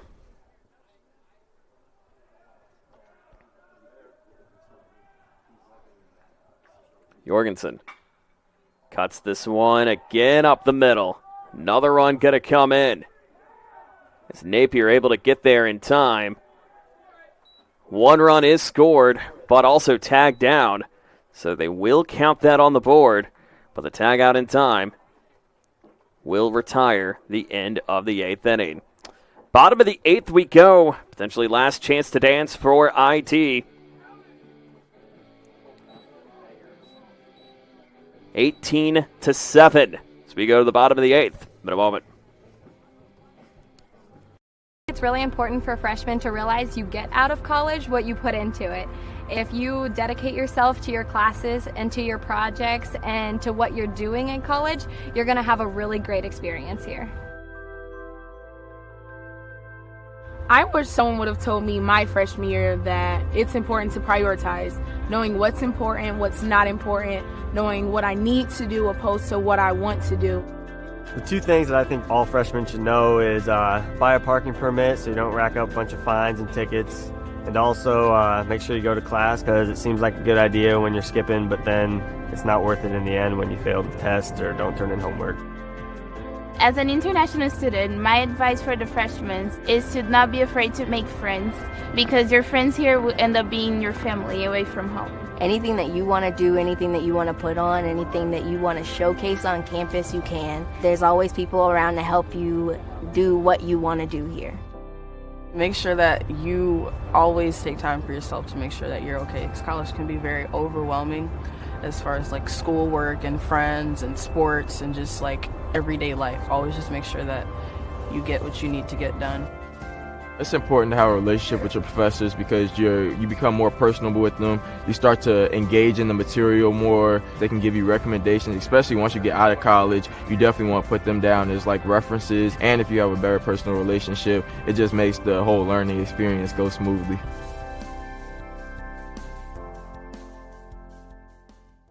For the Warriors, number 23, Ryder Lukasic. Ryder Lukasic coming up here in the bottom of the 8th inning. It's 18-7. Again, last chance due to the 10-run rule. If the Warriors can even get 2 on the board, we'll play on. So we'll look to see how this will continue on as a quick Steve Wright call. Again, for the Warriors, they'll just have to look to reset. The doubleheader coming up at Cornerstone on Saturday, and then back here on Sunday afternoon, foul tipped away against Siena Heights. Potentially, and will be the last time that the Saints will be coming here to Warrior Field, as the school will be ceasing operations at the end of the academic year. One of 2 WHAC schools closing at the end of the year, Lords being the other one.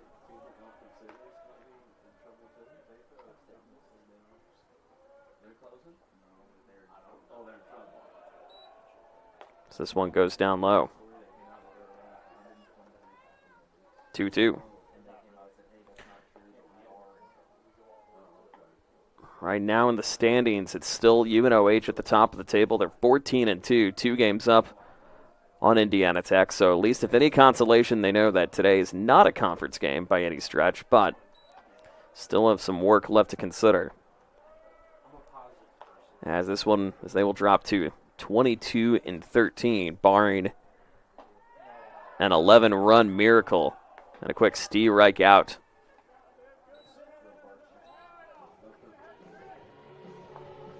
Off number 23 in Ryder Luskic.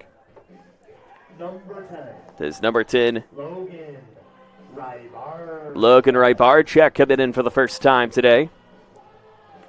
To the sounds of Quiet Riot.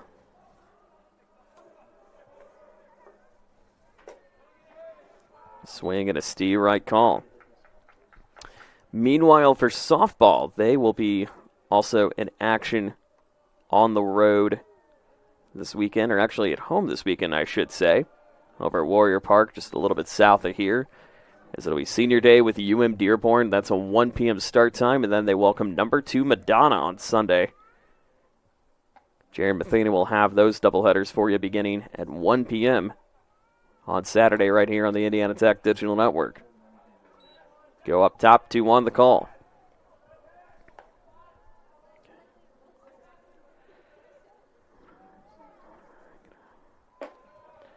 This one way up top, 3-1 the count.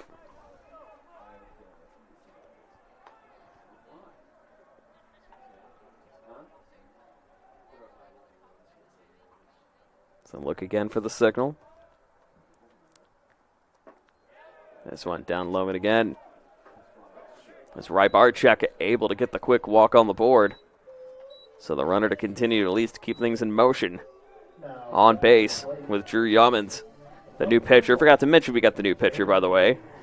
And Youmans wearing number 45.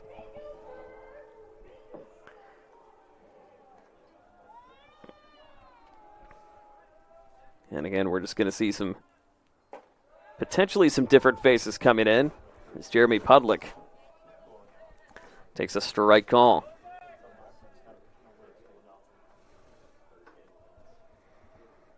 Oh, 1 the count.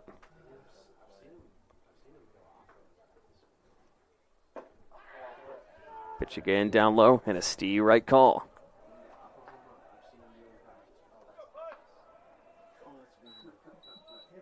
One, 2 the count. Actually, correction, 0-2. 0-2 the count.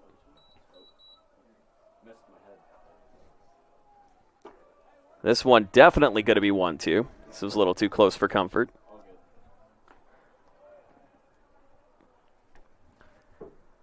Here in the bottom of the 8th inning, 18-7, last chance to dance. Sun now being completely covered here at Warrior Field. Goes upstairs, 2-2. 20 hits on the board for Kokomo. 7 for Indiana Tech today. Well, 8 now officially for Indiana Tech, I should say. Nope, still 7, I beg your pardon. Now, maybe make it 8. No, 1, 2, that's it. And just like that, that is how this one will go to a final.